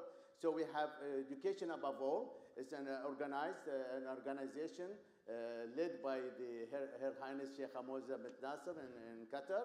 And the target is to educate 60 million needy kids all around the world. We already achieved about 15 million kids have been provided very good education in their countries, rural and in different parts of the world, rural country areas and different parts of the world. So we care a lot about providing education that also meets that goes hand in hand with the religious and faith in these parts of countries. So we are proud of what we're doing. We in Qatar, we provide, our students, all students are taught during the K-12 education the importance of interfaith, and we have also some courses at the level of universities, required courses in dialogue of civilization. I think I'm going to stop here and I'll be happy to comment more on this issue. Thank you so much. Thank you. You know, I really impressed by how our speaker just stick to these 3 minutes, right? So you're not even raising the cup. Yeah, it's amazing, right? You're not only charismatic, but I think they fear you as well. So, Professor Muhammad Haroon, it's 3 minutes for the opening question. Thank you very much. And Dumelang, goeiemorgen, good morning to each of you. To our guests from outside, I'm from Cape Town. We welcome you here, and we hope we will continue to have an interactive relationship in terms of understanding. So my mere fact in basically saying that is part of our education. In other words, we need to acknowledge the other. And through the notion of UBUNTU, we accept one another for who we are. Having said that, I think our educational system seems to have become lopsided in the South African arena for several reasons. And that is the focus on STEM rather than on moral, social education. Points that have been raised, the issue of ethical leadership seems to be missing within our schooling and even university systems. So that is one dimension that we need to try to bring back to ensure that the future generation remain ethical and morally minded. Speaking about the notion of moral mindedness, I think the notion of UBUNTU really reinforces that. But even that concept, despite the fact that we have used it for this conference, despite the fact that we know about it, in our own society, our community has neglected it in different ways. The crime that we see, the murders that take place, the GBV that take place. So the question is, what has happened to quality education? So in a sense, quality education had been sacrificed by other elements that you and I need to counter. What we see in the world, what we see in Gaza, the genocide and elsewhere, is a sad indictment of us as a religious community. All of us as believers, whether you're Jewish, whether you're Hindu, whether you're Buddhist, we basically subscribe to the notion of respecting one another. And we heard earlier too, some of the other guests underlying the fact that we need to respect one another. Love thy neighbor. But like the early moderator had said yesterday, what is love? And how do we express it? Thank you.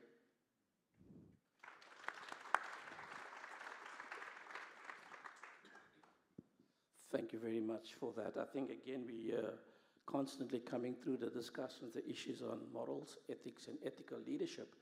And I think you have just touched on something, I think, which is important, is the teachers should also have ethics in how they teach.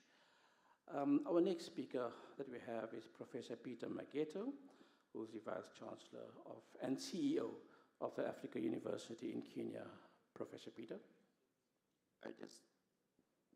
Hello. Yeah, I just want to make a correction there. I'm from Kenya, but I am a Vice Chancellor, CEO for Africa University in Zimbabwe. Thank you. Yeah, they have told me that they have adjusted my few seconds of changing. I love higher education, but I love faith. My foundation starts from faith. I find myself running institutions in some way that have a very clear link with faith. I've been in higher education management for over 20 years, ranging from Kenya, Rwanda, and now Zimbabwe. Africa University is a good model as far as the issues of social cohesion and the power of education is concerned. The founders of this university, one from Angola, another one from Liberia, found a home for the university in Zimbabwe. That cohesion is brought within a given campus whereby every student joining the university must engage himself or herself in an intensive language, because we believe that language is oppression in some way. Therefore, the first year of your campus life, you either engage in English, French, Portuguese. Now we have introduced Swahili and Arabic. Why? Because the essence of who we should be as human beings is again derived in our core values: God-fearing, integrity, professionalism, academic excellency, Ubuntu, and diversity. These are our core values. While everyone speaks about ethical leadership is not found in white and black. It is found in character. And the core essence then of our university as a model is how do we cultivate transformative leaders for the continent of Africa. One way we do it is for us to be sure that when we recruit you to our university, we already know the country and the context where we are recruiting you from. And therefore, we spend more time profiling each country in the continent for us to be able to recruit exactly the kind of individual we could like to cultivate leadership and send you back to your home country. We have noted with great interest that for the last 32 years of the existence of this university, we are creating impact. I say we are creating impact because I can testify from one country to another kind of leaders we have already created. The promoters of the university believed in the holistic education. Take care of the mind, take care of the soul, take care of the body. Agriculture is our leading program, followed by a religious degree in theology, then education. We continue to embrace the fact that the future does not belong to yesterday. It belongs to the generation we are discussing of here. And then how do we move forward? One, we continue to work collaboratively. We work with partners from all over the world in those areas that enhance peace, quality education, quality living, and quality character. I must stop. Thank you. All right, I think Professor Peters brought us back to the overarching concept of this whole Interfaith Forum is the issue of Ubuntu.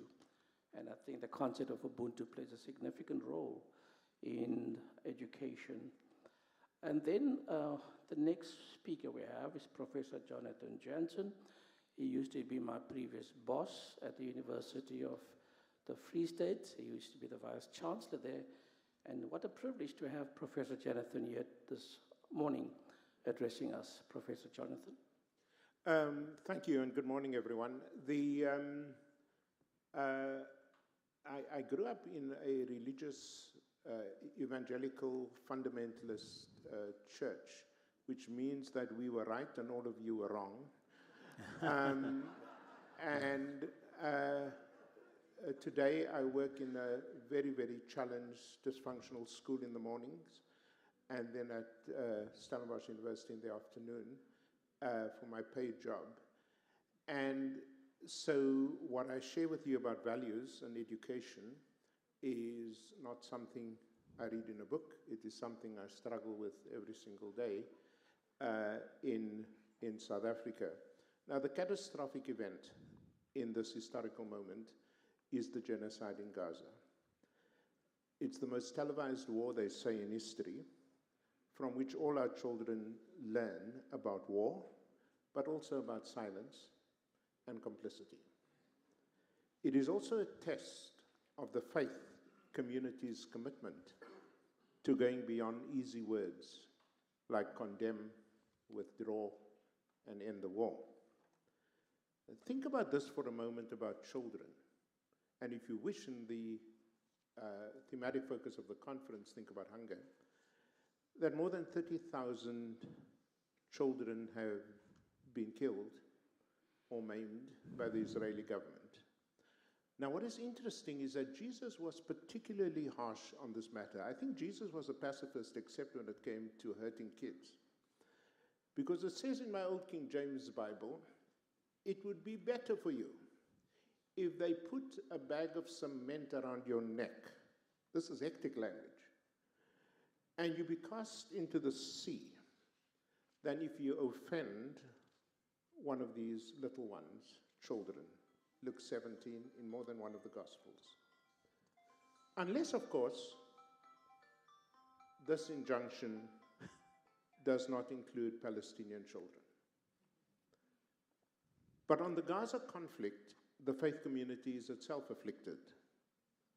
I hear my brothers and sisters throwing Genesis 12 at me, he who curses Israel will be cursed. Interpreted by some as a timeless principle that also apparently covers the Netanyahu government. And that is why, ladies and gentlemen, the hypocrisy, your hypocrisy of telling us to teach values to children is so unsettling. So my question to this audience is a very simple one. It's the elephant in the room. What does it mean to teach children about shared and shaping values in the shadow of a genocide?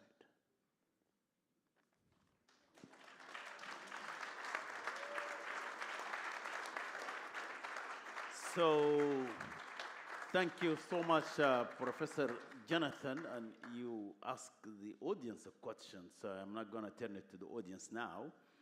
But the good news, we're doing very well, my co-moderator, in terms of time, right? So what we're going to do, we're going to have a second round of questions to the panel, and then we're going to come to you. Yes, I'm gonna come to Mr. David Toph as well, to speak for 3 minutes as well. Mr. David Toph, you are advising the President of Uzbekistan on representatives bodies, non-government organizations, religion, and youth. So you have a very big profile. So tell us, answering the first question. You want to do it from the podium? Yes, you can do it.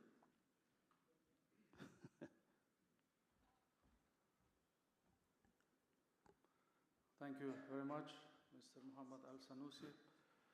Very honored to be here. Sorry if it's going to take more than 3 minutes, but I'm going to share the experience of Uzbekistan on issues that you are discussing here today, and wider than education and including social cohesion. Because the Uzbekistan is 38 million people, majority Muslim, historically has been a stable place for ages, 3 millennia of statehood of Uzbekistan, predominantly no conflicts on the religious issues. And all the other religions, even before Islam, Zoroastrianism, Buddhism, Judaism, Christianity, all coexisted peacefully in our territory.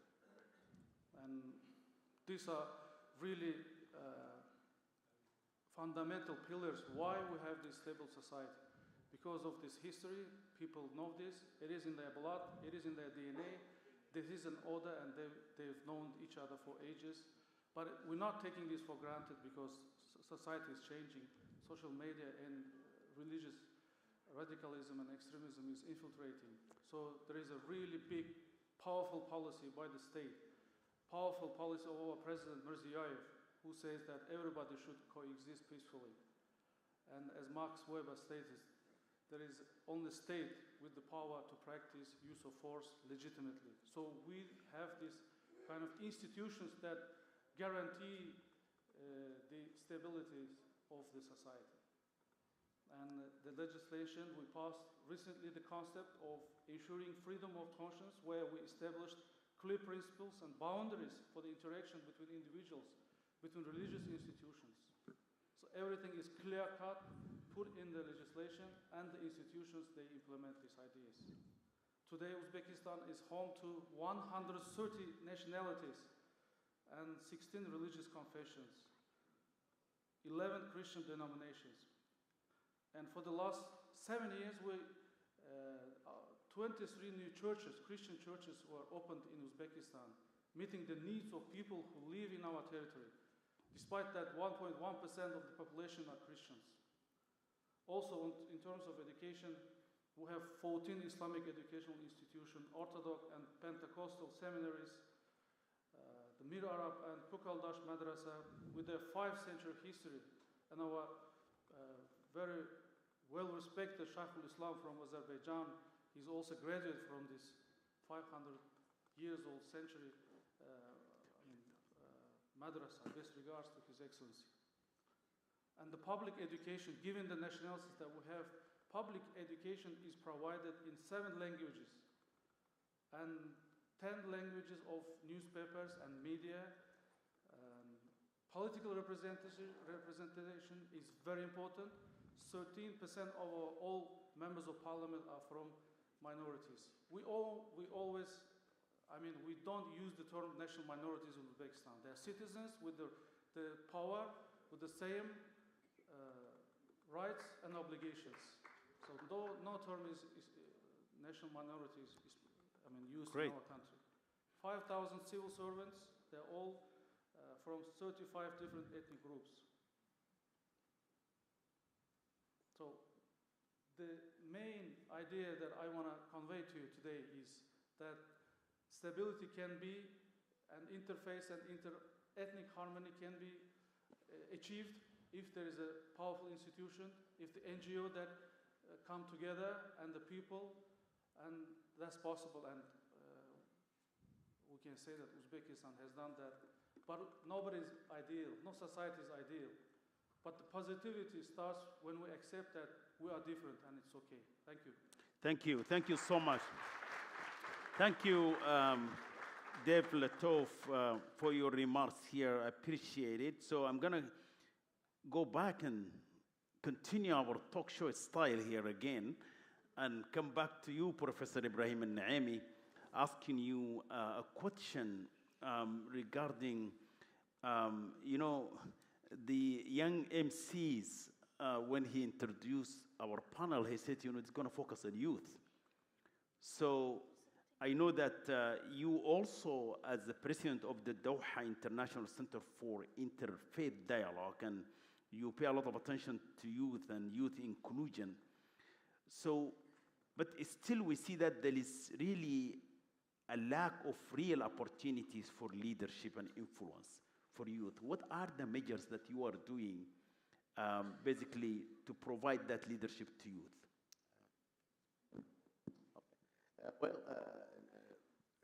In my center, we always focus on providing a chance for the youth and women to participate in different. I think use the other mic. It's not yes. working. So we always encourage our youth and the women, as I said, to be part of our activities. This year we held a whole academic year program for the youth at 5 universities in Qatar to have like several kind of activities, like workshops, trips together. So we try to bring the young graduates or about to graduate students to meet and to participate in many activities and give them a chance to know each other and to be involved in the interfaith. Then after that, we normally include them into our conferences and our workshops and discussions. We are also encourage them. We take them abroad to have some camps internationally, and we already had some students in different countries around the world to do this interfaith activity. So I remember, Dr. Naemi, your center brought about 50 girls to the United States, exposing them to different culture. Exactly. And we held a conference in Doha where we invited about 50 boys and girls from all over the world with the support of the Sterling Foundation, as I recall, and Akwe. And Akwe, exactly. Yeah. So we keep doing this. We encourage the kids to come to Qatar, and Qatar in general supports these kind of activities, either through our center or through Qatar Foundation or through Doha Forum. We always encourage the youth to participate in our activities. Thank you so much.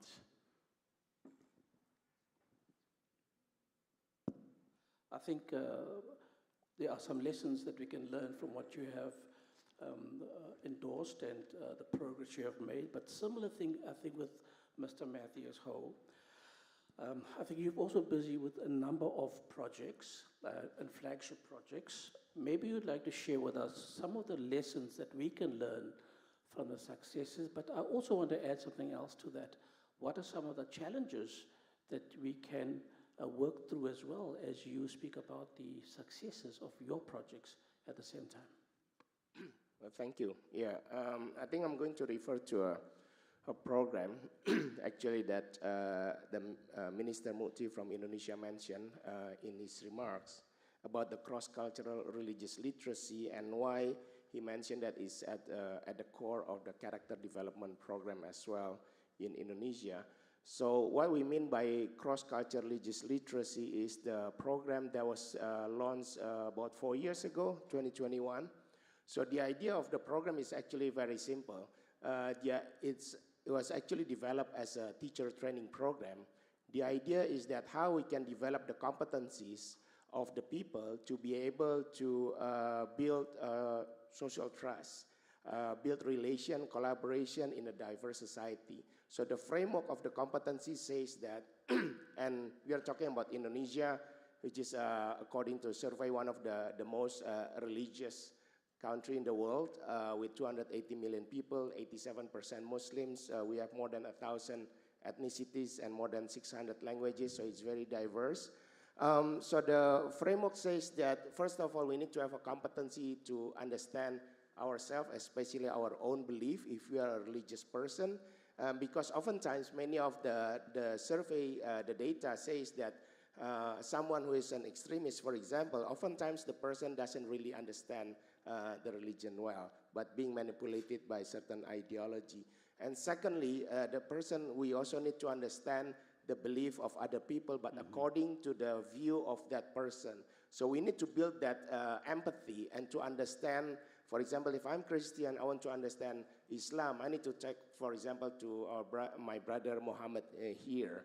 And then thirdly, very importantly, we shouldn't stop at simply knowing one another. We need to learn on how to collaborate. We need to learn how to collaborate even though we are different, and we will remain different after that. Now, this is very tricky because oftentimes the suspicion between people who are different is that because of the fear of proselytization. So this program basically developed into a teachers training program that has basically attracted, we've trained about 3,000 teachers per year. So now we have more than 10,000 teachers. We began with the madrasah Muslim teachers, and then now includes Christian, Buddhist, Hindus, and others as well. So I think the challenge is that it's about building trust, because I think the suspicion always continues, especially because the world is becoming more polarized.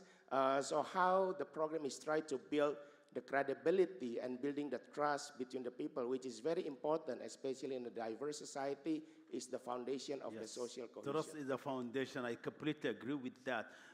Yes or no question. Are you aware of any such program in the world, cross-cultural literacy program?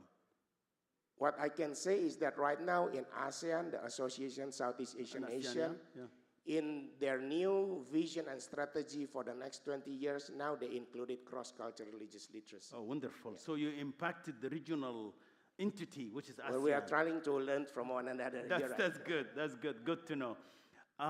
You can see, he's very powerful.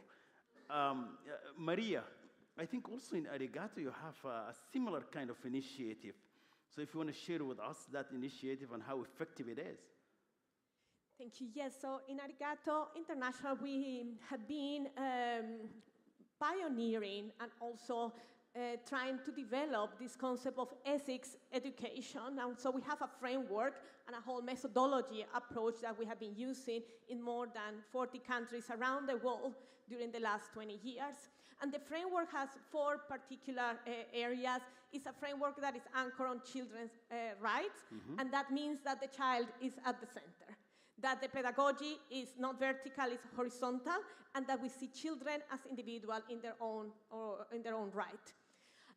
We also have the aspect of ethics and values, and I think it's important because you mentioned this, Mohammed, in the beginning, that the panel is about how by teaching values. And our belief is that we cannot teach values. We can nurture the ability of children to uptake and use values. But when we say we teach values, we turn to assess children in right and wrong. You are respectful or you are not. And what we need is more ethical thinking in children for them to understand what the consequences of their actions are on others. So how they practice respect for others because they know this has an impact on others. So we, of course, try that during the program, children experience living those values, but the focus is really on the critical thinking of children, in how children understand and become more conscious about the practice of those values and the consequences of others. Critical thinking is so critical. I completely agree with you. But again, the religious virtues are so critical. When I travel around the world, I always tell my friend from the LDS church, I'm just impressed by the volunteers, the missionaries. They have these religious virtues there in a young age. I was in Indonesia, and we visited a small city called Bogor, which is an hour, this is last month, which is an hour and a half from Jakarta. And then I found these young people from the LDS church serving in Indonesia, in Bogor, a small city. And, it's that religious virtues is so critical. And I think Professor Jonathan would agree with me as an evangelical. So we have to teach our children our religious virtues, which is calling for all of these that we're discussing here, with its equality, solidarity, education, and all of that. Mohammed, but if I can, but thank you. We can come back to that. But just to this, because the fact that you nurture ethics doesn't mean that you are not allowing the children to learn those values. but you do it in a critical way. Because if you tell children you have to be respectful, but you are not role modeling respect for others, they will not learn. Okay. All right. So that's good. You know, Maria, I definitely respect your point of view, but I want to move on. I think there's a pair of boxing gloves somewhere. We can have a tournament here on, can we teach values? Can we teach values? No, I think that's what it is sometimes all about. We sometimes gather in such ways and we always want to agree with each other, but it's good sometimes just to hear the critical element that comes through these discussions, and for me that is important. I want to turn our attention now to maybe Professor Harun, and I think you've also been involved at different universities. I also recall your time at the University of Botswana when you were there. What would you say are some of the standout programs your organization has led that successfully integrated interfaith dialogue into education, simply to foster the concept of a social cohesion? We've heard a lot of the discussions thus far. Maybe just from your perspective? Yeah, thank you very much. Apart from let me just quickly comment on the South African scenario that we are in from where I am, is that the government has set up a national youth development agency as a way of fostering or empowering, of changing the status of the youth, specifically within the South African setting. That said, let me just go back to Botswana, where I was for 20 years. And of course, Botswana compared to South Africa, a very small population, and so more manageable, if one can describe it in that way. And as a result of that, there has been, at the University of Botswana, where I taught, there have been, of course, taught in the Department of Theology and Religious Studies. I taught a course in religion development, where I applied Catherine Marshall, some of her books, that basically help to give us a different understanding of, first of all, interfaith relations or interreligious relations. Secondly, the type of cooperation that we have.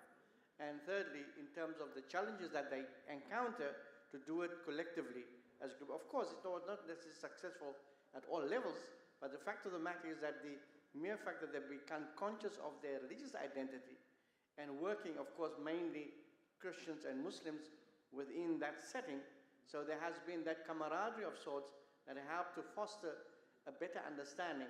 So there has been a forum that was created to invite different individuals from different religious communities to address the student crowd. And I think that in itself is an important educational method in order to reach out to individuals who are ill-informed about the other religious traditions. And I think that understanding needs to be cultivated, or that type of forum needs to be expanded, so at least we can help to create a better understanding, a better respect for one another. Great. Now, Professor Jonathan Jansen was a very controversial figure. I recall at the University of Free State, there was a saying that the government sector of education will always look at the latest article in the Sunday Times to read what Professor Jansen said about education before they make any decisions and go into the meetings. So, Professor Jansen, I think this is a very apt question for you. We frequently speak about the importance of youth inclusion, and I'm aware you've done a lot of work among the primary schools and successful in many of those instances, but they still lack real opportunities for leadership and influence. How can education systems and education policy help create space for youth leadership, especially also considering our discussion here on peace and equity? Thank you so much. I want to say something else before I dive into that. I'm a curriculum theorist, so all of my life I study things that can and cannot be taught. And I just want to agree with my colleague on the far side there, you can't actually teach values if by teaching values you mean a teacher standing up with a prepared curriculum and telling kids what is right and wrong. That is indoctrination. That is not education.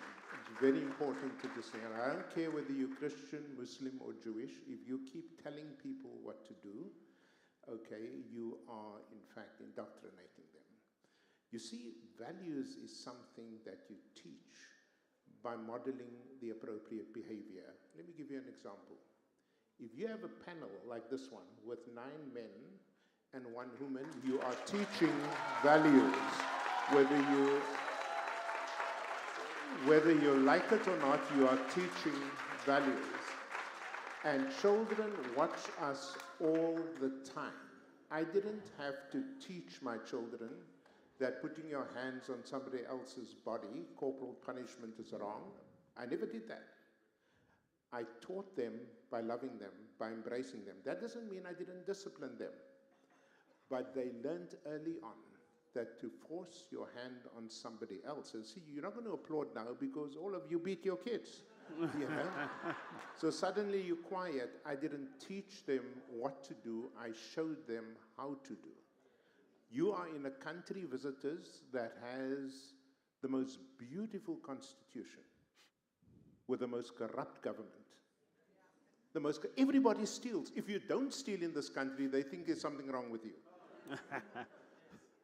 And if we had more Tutus and Mandelas, more Shongwes, Gertrude Shongwes, more people who, in the power of their example, whether it's been in your home, your mosque, your church, your temple, demonstrated how to live instead of putting things, force-feeding people with values, then I think we have a different country and a different world. Thank you so much, Professor Jonathan. So, you know, before I make the disclaimer, I want to come to you, Dave Iltoff, and if you can share with us within maybe a minute or so, what are the policies that your government is doing to promote, quality education and inclusion, all of that in Uzbekistan? Thank you very much. Education. Public education in Uzbekistan is free, and it's compulsory for 11 years. And religious studies, interethnic, these topics are included in the curriculum.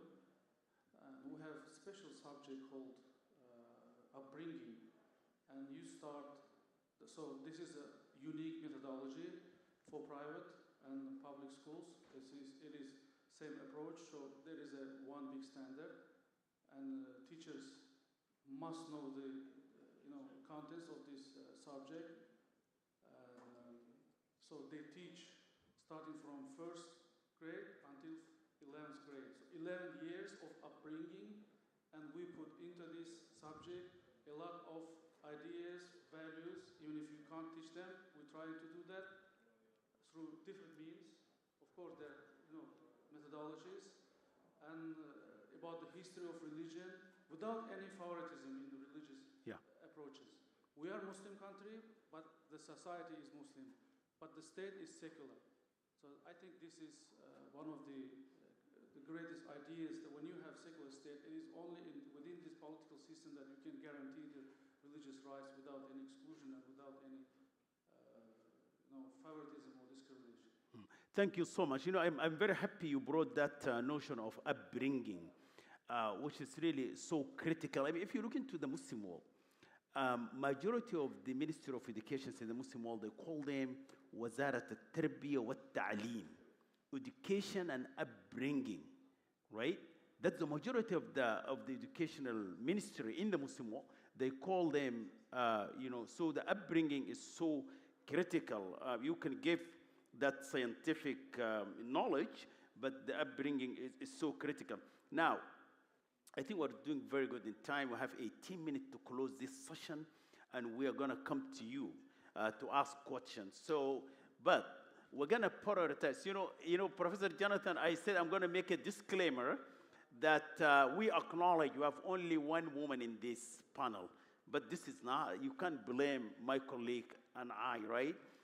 But also to say that we have one woman supposed to be in the panel, but she declined as well, or she was not able to come here according to the old schedule. But that's not the excuse.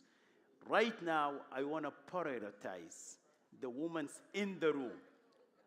The woman in the room, raise your hand, you will get the priority of asking question, commenting. I'm taking from Bani Dugal. I am talking, yes, we're going to come back to Peter. So get ready. Get ready. The women are prioritized. But let's hear from Peter first, and then we'll come back to you. Thank you very, very much. Yes, we'll come to you. The ladies are really special. Yes. And we haven't forgotten you, just that the way the panel was put together, yes. But to Professor Peter, you know, education, we always have said, is a great equalizer. Now, from your context and some of the challenges that you may have faced, what are faith communities in your context? How are they bridging these gaps and ensuring inclusive, quality education for all? From where I sit, and I can assure all the ladies in the room that for the last 10 years, my university has been leading with more female students, either in recruitment, retention, and graduation. Wonderful. And I've seen more women student leaders taking the presidents of the student councils. Within the richest interaction on campus, you know, this is real. Where there are more women, there's more spiritual interaction, interestingly, than the other way around. And what I have realized with these leaders of the future, the greatest interest, it comes from where they come from.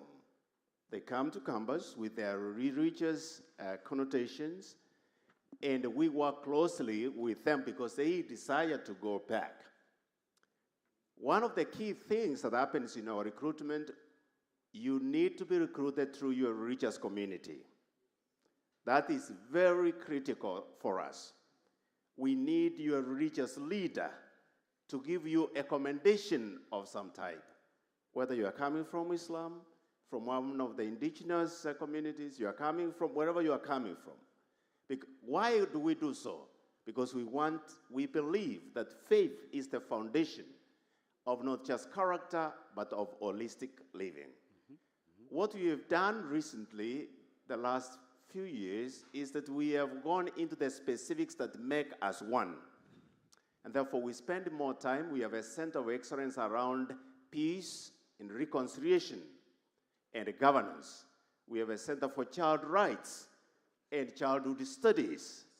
We have different centers that they enhance the well-being, not just of students, but because of the way we link to communities. And I believe that this is what the future leaders are looking for. No, thank you very much. You can see, ladies, you are not forgotten. You lead society in many respects. I come back to my co-host, and we're going to give the opportunities to the ladies first to ask questions. Yes, 15 minutes. 15 minutes for the ladies. Raise your hand. I want to start with... We have 4 sections, maybe one section from each. Okay. And it's becoming level. There's one hand at the back. Okay, there. so let's begin with you, Bani. Bani, you have, yes, please. Thank you. Thank you so much. My name is Bani Dugal, and I represent the Baha'i International Community to the UN. I want to point out the excellent work that Maria Lucia and her colleagues are doing in fostering these values, etc. And I don't think it's always indoctrination.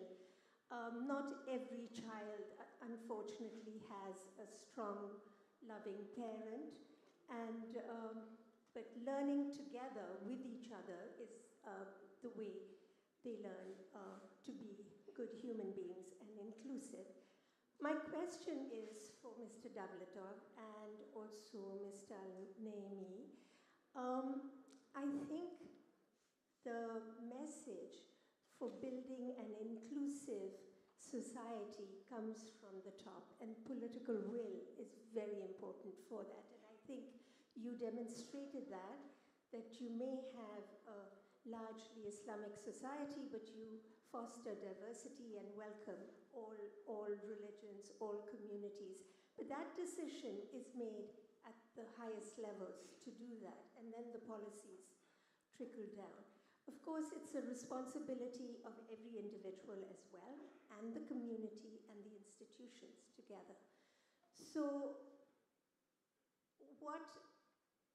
how do you, I've forgotten my question.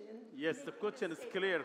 Thank you, Bani. But the question is, what are the good examples that you can point to from each of your countries in this regard? All right, that's the policy question. So let's go to the first row there. No lady there. I'm gonna come to you. The there. red is here, sir. Okay, we'll come to you. Yes, right. Yes.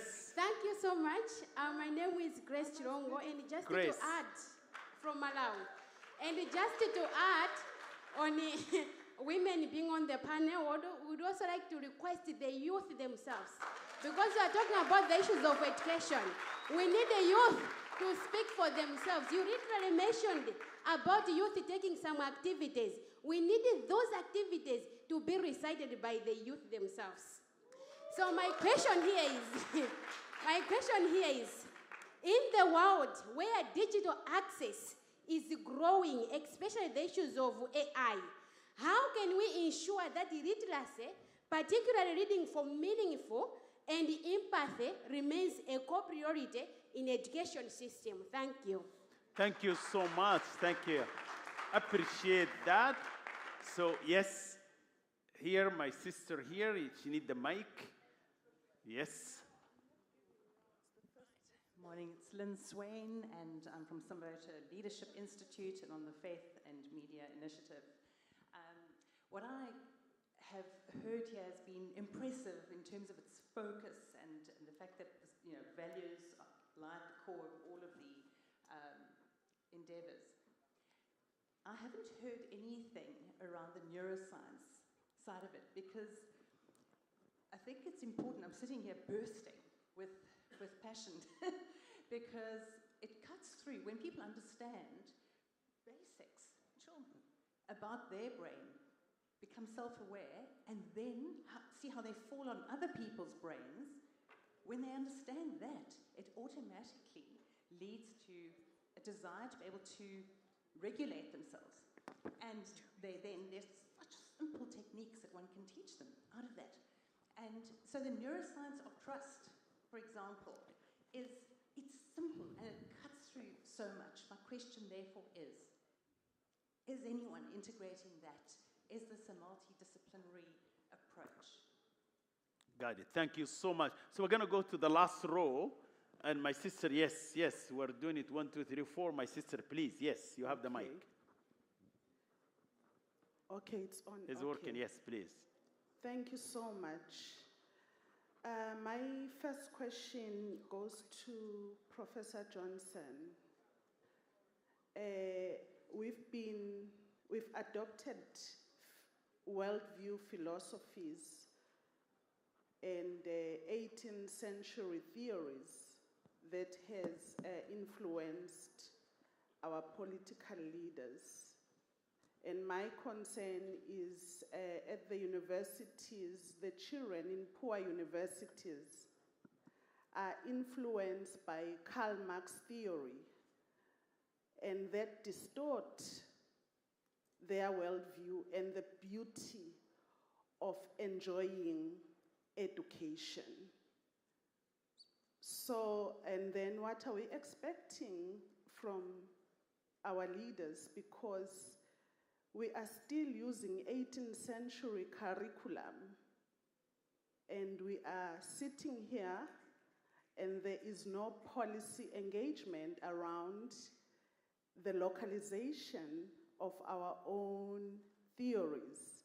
What kind of leaders are we producing that are busy benchmarking from Karl Marx and then the minority, you will never find an elite who owns a tree farming in the indigenous community in those black poor universities.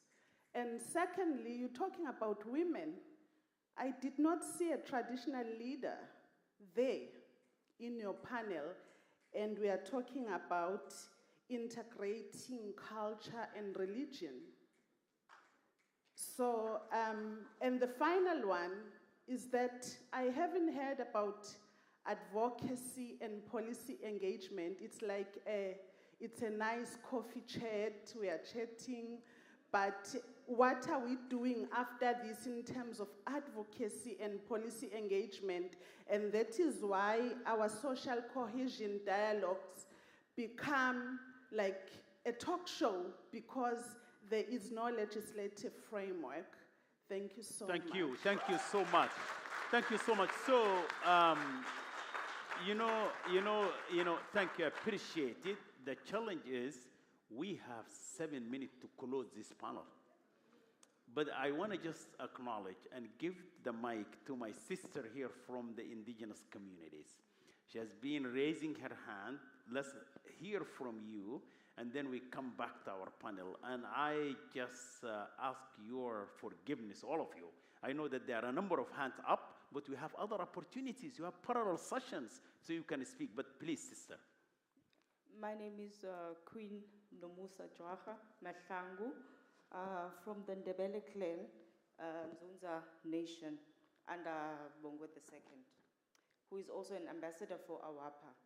My question is, how do we go back to our roots where we had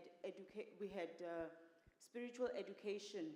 Because in our time, there used to be Bible studies, even at school, which is more spiritual.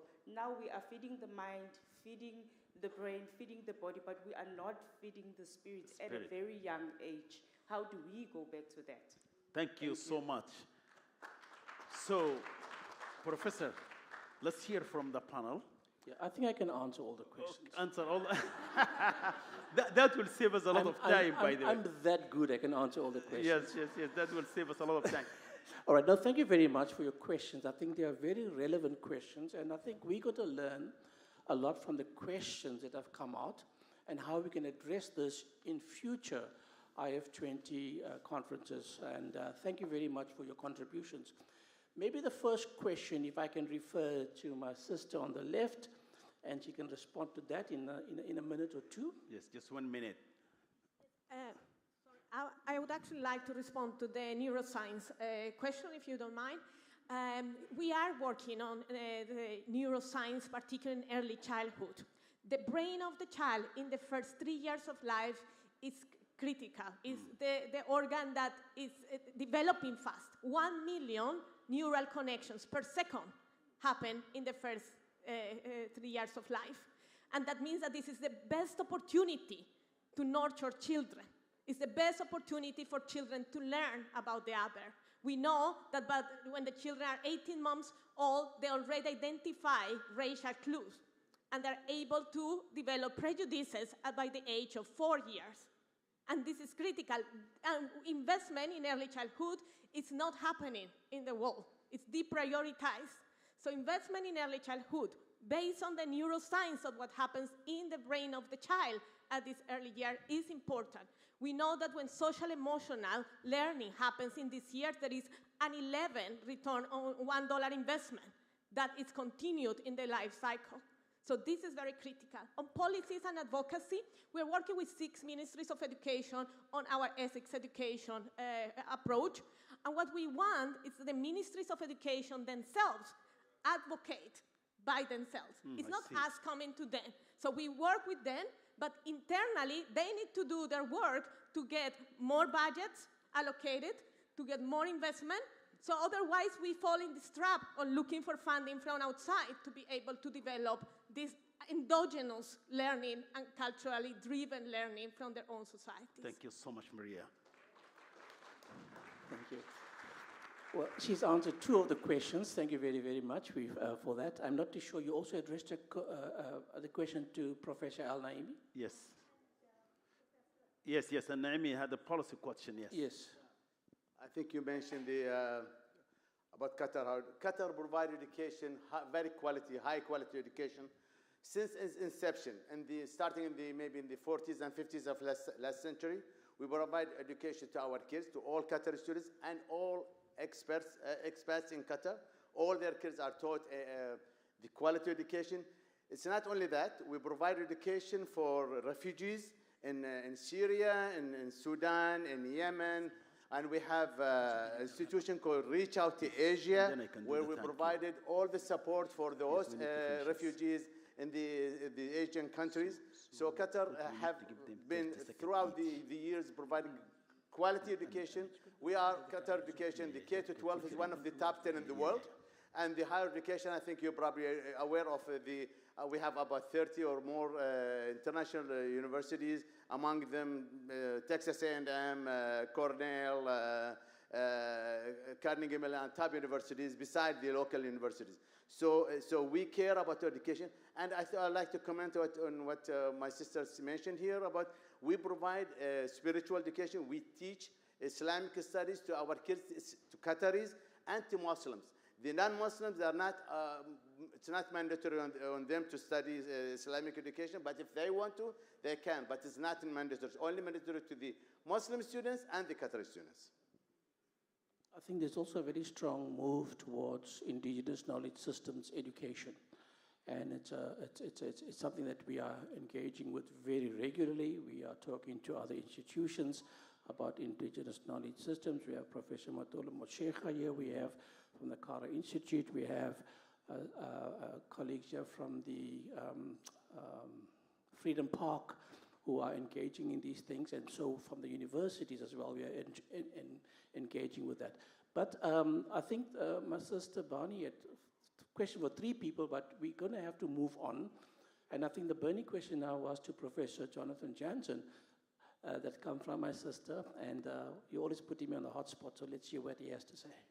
Well, let me just be clear about where I stand on this. I don't believe, ma'am, respectfully, that public schools, underline public, should be teaching Bible study. That's nonsense. Public schools serve the public, and the schools just around Cape Town. In every school, there are Muslim kids, there are Christian kids, there are Jewish kids, and there are kids who don't believe. All of them must be respected according to our constitution. Teach the Bible at home, teach the mosque. In the mosque, teach kids the Quran. But a public school is a public school, okay? And this notion of running the school assembly on a Monday morning as if it's an extension of church on a Sunday is wrong, as far as I'm concerned. To my colleague over there, I just want to say it would be really nice, in my view, if universities thought about Karl Marx, but they don't. I don't know where you got that information. They don't. What you see in both schools and universities is a narrowing down of the purposes of education around exams. It's just to get like a sausage machine to get the kids from one point to another point, right, so that the schools and the government can brag. Look at our matric results. Look at our grade 12 results. It's devoid of values. It's devoid of content. It's devoid of these deeper meanings, indigenous meanings, for example, which I agree with you, is sorely lacking in our curricula and so on and so forth. So that is the problem that we sit with. But I go back to, and then again, when you talk about neuroscience, for example, my son is a psychologist in another country. They do neuroscience every single day. They identify kids with ADHD and other kinds of things. That's fine. But in a country where just feeding the kids is a problem, where in KwaZulu-Natal province, the MEC of Education has been accused of stealing money from the school nutrition program. Now, I understand corruption. It's fine. But how the hell do you steal from children? How do you take the food out of their mouths? So when you're dealing with these very basic skills of survival, right? Okay, then coding and robotics, I love it, by the way. AI, neuroscience, is a bit of a stretch. Doesn't mean we shouldn't do it. But when you pose those questions, ask yourself this question: which children are we talking about? Thank you so much. You know, Professor Jonathan, I mean, we could hear from you the entire afternoon.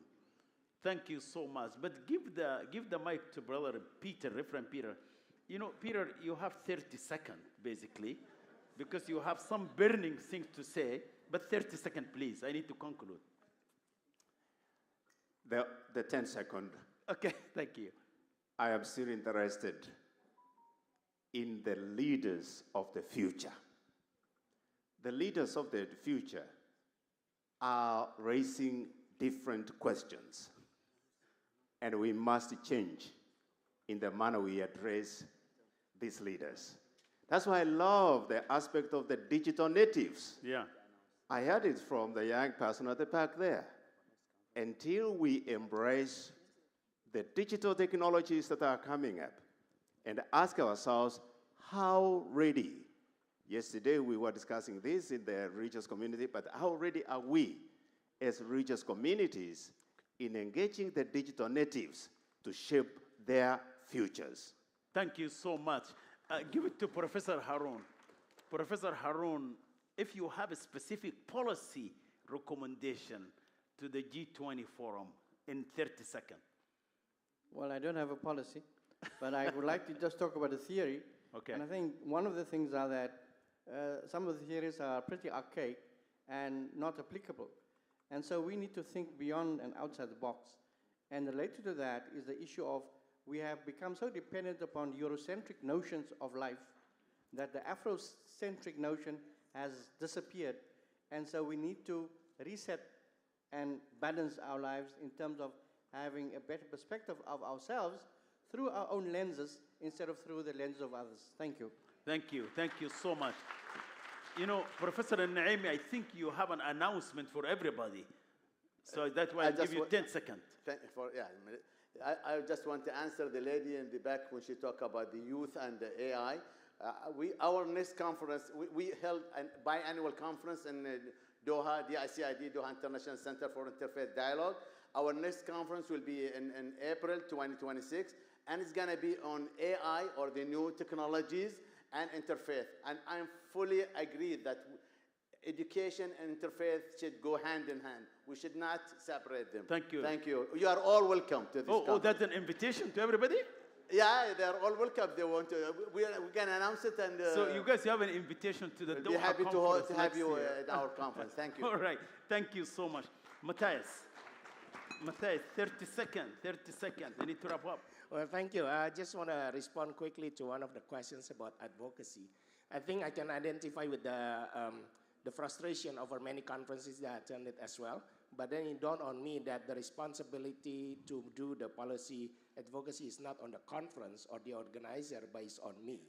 So now what I'm seeing is that since I believe what the F20 is doing, then my responsibility is how Indonesia can be part of the F20 movement to make a policy change. Right. And then secondly, is that sometimes when we think about advocacy, we think rather negatively in relation with the government. But I think our approach is that we believe there are always good people in the government, so that how we can work with those people to make the policy change. Thank you so much.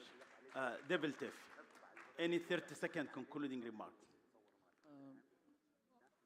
Answering the question of Ms. Bani, political will is really, the fact prima facie, because I just told you about the 23 churches that have been opened in Uzbekistan for the last 7 years. Why I say 7 years? Because 9 years ago, we've been having new president. He came to power and the priorities changed. And the dialogue with the nation started widely, including, interfaith dialogue. And we set up the Council of Confessions where everybody all the denominations can come and say their grievances. And the grievances were answered. Why the grievances of the people were answered? So the political will for countries where the presidential institutions are powerful, they matter a lot. Thank you. Thank you so much, ladies and gentlemen. Thank you.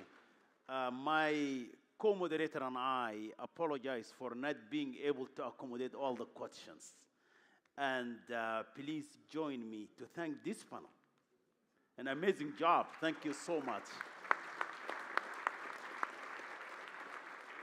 And with that, we want to thank you for your patience, and I want to turn it over to our able youth leaders who are leading us. It's all yours. Thank you.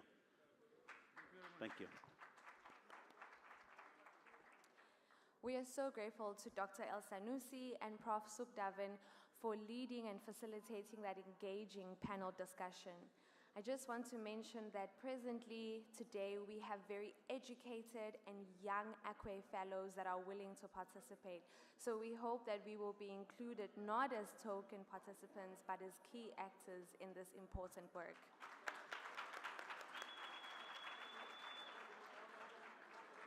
We would like to take this opportunity to spotlight. May we please settle down, ladies and gentlemen? The session is still continuing. We would like to take this opportunity to spotlight the Jewish-Muslim Religious Fraternity Project and would like to welcome Rabbi Dr. Yaakov Nagin, Rabbi Dr. Aharon Ariel Lavi, Imam Dr. Talib Sharif, and Imam Rashad Abdul Rahman.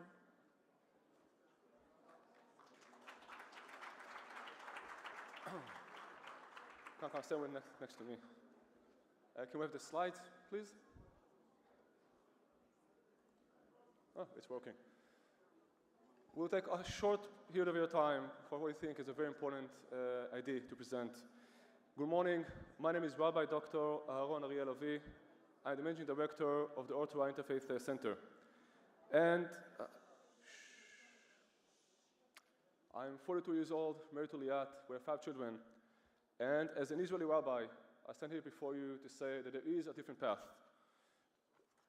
The Jewish-Muslim Religious Fraternity Project aims to make religions, especially Judaism and Islam, part of the solution, instead of being part of the problem. This means transforming relationships between them into a source of stability rather than chaos. The problem is the decades of attempts based on secular conflict resolution theories have fallen short of their promises. The time has come to let religious leaders try and pave a different path for reconciliation. This is us, everybody in the room. The reason is that ideas, the reason is that ideas have consequences. And if ideas have consequences, then religious ideas have even more profound consequences. The question is, how do we use those ideas as a source for reconciliation? The answer is interfaith diplomacy. Not academic dialogue detached from the field, but rather engaging with the field and amplifying interpretations of Judaism and Islam that create a shared story and reduce violent motivations. To do this, we need content development, we need field building and connecting religious leaders like this conference, and we need interfaith diplomacy to amplify the voices of those leaders in education, in the media, in the public sphere. The photos you see here are from a signature mission that we organized, the G20 Interfaith Center and the International Coalition for Peace and Reconciliation, to Morocco in early 2024 that launched this process. But we also have an historical precedent to rely on. In 1965, the Catholic Church issued the groundbreaking Nostra Aetate Declaration to practically end the 2,000 years of hostility towards the Jewish people. And we believe that if the 20th century was a century in which Jews and Christians came to terms, the 21st century can and should and must be the century in which Jews and Muslims come to terms. The rabbi you see here is Rabbi Avraham Yeshua Eshel, who also marched with Martin Luther King in Selma in 1965 as well. And with this, I would like now to hand it over to my friend and colleague, Imam Dr. Talib Sharif, who is the president of the oldest mosque in the United States, as well as the founder and president of the International Coalition for Peace and Reconciliation. Imam Sharif, please.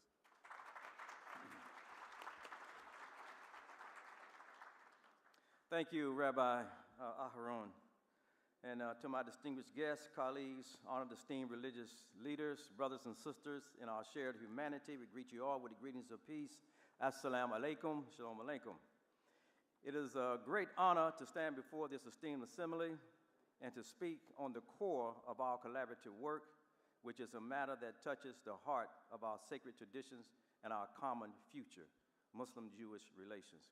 I speak as a student in the spirit of the late Muslim American Imam Warathuddin Muhammad, a visionary leader, a bridge builder, a reformer who saw in our sacred texts and histories the potential for peace, not division, for dignity, not degradation.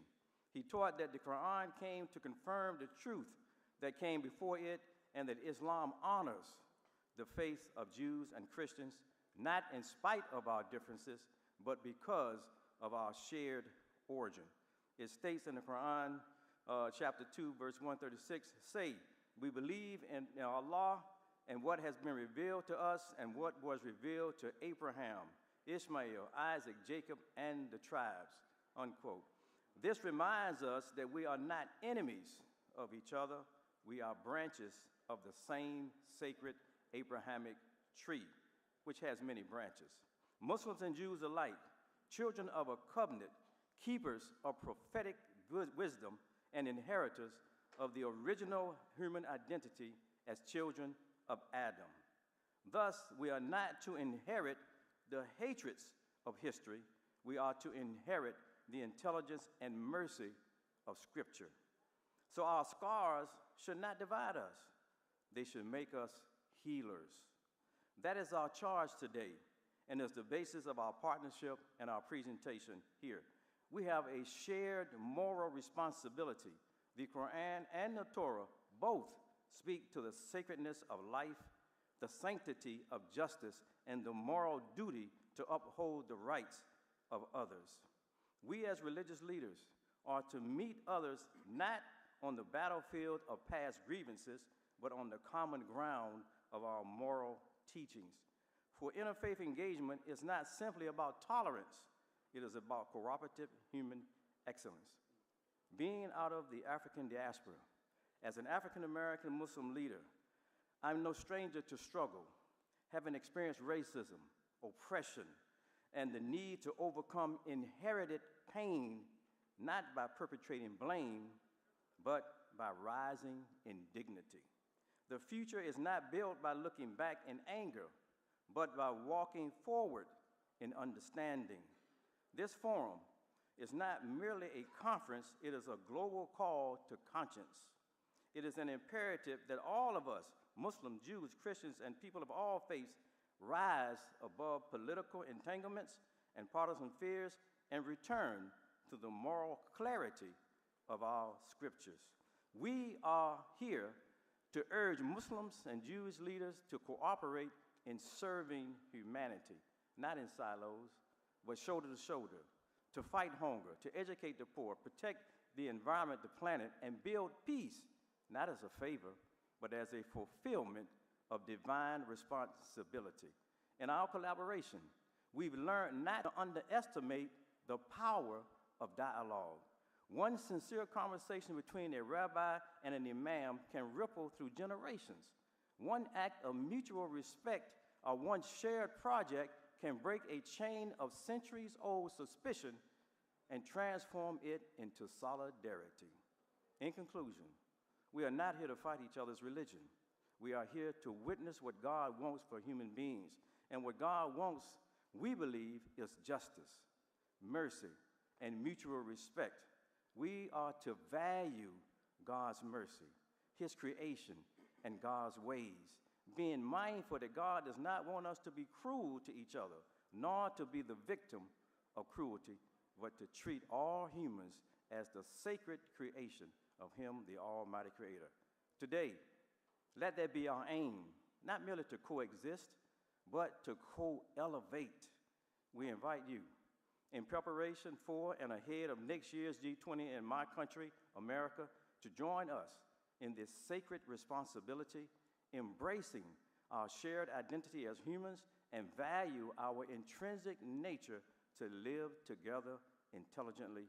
Let our efforts here at this G20 Interfaith Forum be a beacon for others, and may the spirit of justice, mercy, and unity guide us in all that we do. Thank you. Assalamu alaikum. Thank you so much, Imam Talib. I would like now to invite my partner and colleague for a brief message, Rabbi Dr. Yaakov Nagan, who is the head of the Ottawa Interfaith Center and a renowned rabbi in the interfaith scene. בשם האל, רחום וחנון, בסם אללה הרחמן הרחים, in the name of God, the compassionate and the merciful. Conversing with Imam Talib and his words, we have a dream that our deep religious identities should not be a source of conflict, but of connection. That our friendship, our brotherhood, be not despite our differences, but deepened and blessed by them. I began in the name of God, believing that this is the will of our Creator. This is the truth that emerges from our sacred books. We stand together against weaponizing religion, against using the name of God to divide, to destroy. The Torah tells of tension between brothers, between Isaac and Ishmael, Jacob and Esau, Joseph and his brothers. Family relations are often complex, but the Torah also teaches that fraternal love can overcome these tensions and prevail. So too with the relations between Jews and Muslims, and in no way does this come to exclude our relations with all our brothers and sisters of all traditions, but rather to acknowledge that every relationship is unique. Unique challenges and unique blessings, and therefore every relationship needs a space of its own. Ultimately, our guiding vision is the words that conclude every Jewish prayer, the Aleinu, a vision of all of humanity calling together in the name of God, in the words of the Torah, Likra kulam b'shem Adonai ulavdo shchem echad. This vision became personal for me exactly 3 years ago. I had a major brain hemorrhage, and I hovered between life and death. But the prayers of my brothers and sisters of all faiths brought me back, fulfilling for me the first half of the verse, calling together in the name of God. But the second part of the verse, serving God shoulder to shoulder, I only truly understood when my dear holy brother, Imam Talib, gave me a massive hug. And as heart touched heart, face touched face, our shoulders became one. When we forged the vertical line to God, the horizontal line to each other, that is when faith and religion can heal our broken world.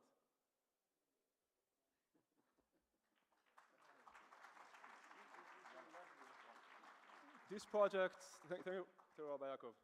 This project is based on our shared declaration a very short one, that is the basis for the work we do together. I would like to honor my brother and friend, Imam Rashad Abdul Rahman, from the International Coalition for Peace and Reconciliation, to read our declaration, with which we will conclude. We begin, Bismillahir Rahmanir Rahim, with God's name, the merciful benefactor, the merciful redeemer. The Jewish-Muslim Religious Fraternity Project.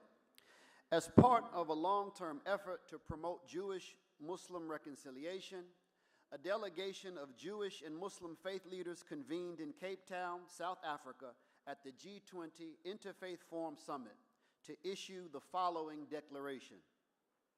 With a shared commitment to fostering genuine understanding and respectful dialogue between our Jewish and Muslim communities, we acknowledge the deep-rooted historical complexities that have shaped their relations. Rooted in our shared humanity as descendants of Adam, we view the deepening of religious fraternity between Jews and Muslims not merely as a means to ease tensions, but as a revival of our common Abrahamic heritage and a fulfillment of God's will. This delegation is part of a long-term process of dialogue, joint study, and cooperation. Its purpose is to make our religious identities a source of connection rather than conflict. We draw inspiration from the Medina Constitution of the 7th century, which brought our communities together, as well as from the historic Nostra Aetate Declaration of 1965, which marked a pivotal shift in Jewish-Christian relations. As we commemorate its 60th anniversary in 2025, we seek to build upon its legacy by embarking on a parallel journey for Jewish-Muslim relations. This endeavor will critically examine both the convergences and distinctions between our traditions, with the overarching aim of equipping our communities with the wisdom and perspective necessary to address illnesses in the world that plague our ability to coexist in lasting peace. The road ahead is long and fraught with complexities. Our efforts will require strategic planning, scholarly engagement, participation in global forums, dedicated women-led interfaith dialogue, and the dissemination of our shared vision through educational and media channels and more. We do not presume to predict the timeline or ultimate success of this undertaking. However, we recognize that it holds the potential to be one of the most significant interfaith initiatives of our time. We, the undersigned, guided by hope and faith, commit to taking the first step on this journey. We invite all of you to join us in this endeavor. Thank you.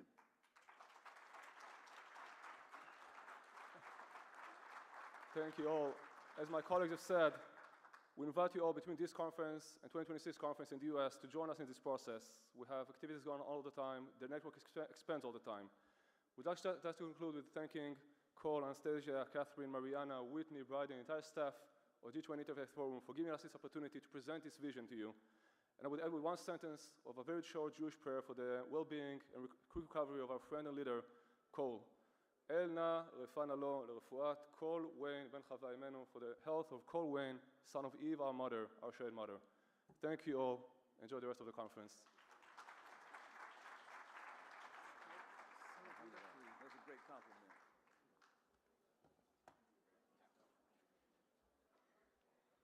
Thank you very much to the Jewish-Muslim Fraternity Project. In that spirit of collaboration, we have an exciting announcement that we would like to make. As part of its commitment to meaningful action for the world's most vulnerable, the G20 Interfaith Forum will host a food packing service project today, Tuesday the 12th of August, from 3 to 5 p.m. at the Cape Town International Convention Center. In collaboration with Rise Against Hunger Africa and sponsored by Islamic Relief, the Church of Jesus Christ of Latter-day Saints, and Sewa Foundation International, delegates, faith communities, and local volunteers will package 32,400 nutritious meals, enough to feed 124 children 5 meals a week for a year.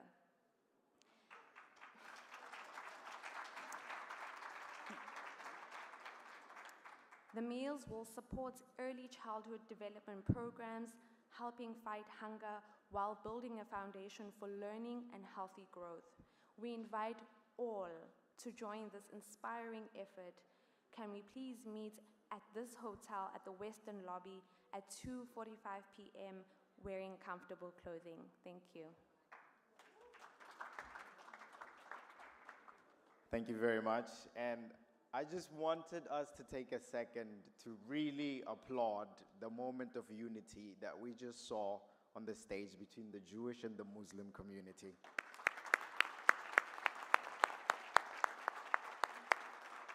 Thank you very much. I bring fantastic news. We are having a break time.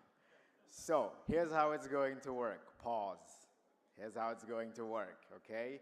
At exactly 12:30, you will be done with your tea break and you will go into your respective breakout rooms. It is the same setup as yesterday. 1, 2, 3, 4, 5, 6.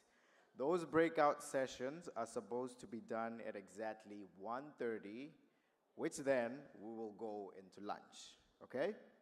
Now, to remember where your breakout room is, follow the QR code. If you need assistance following the QR code, find a young person, a digital nomad, and they will help you. Thank you very much for your attention so far, and enjoy your break time.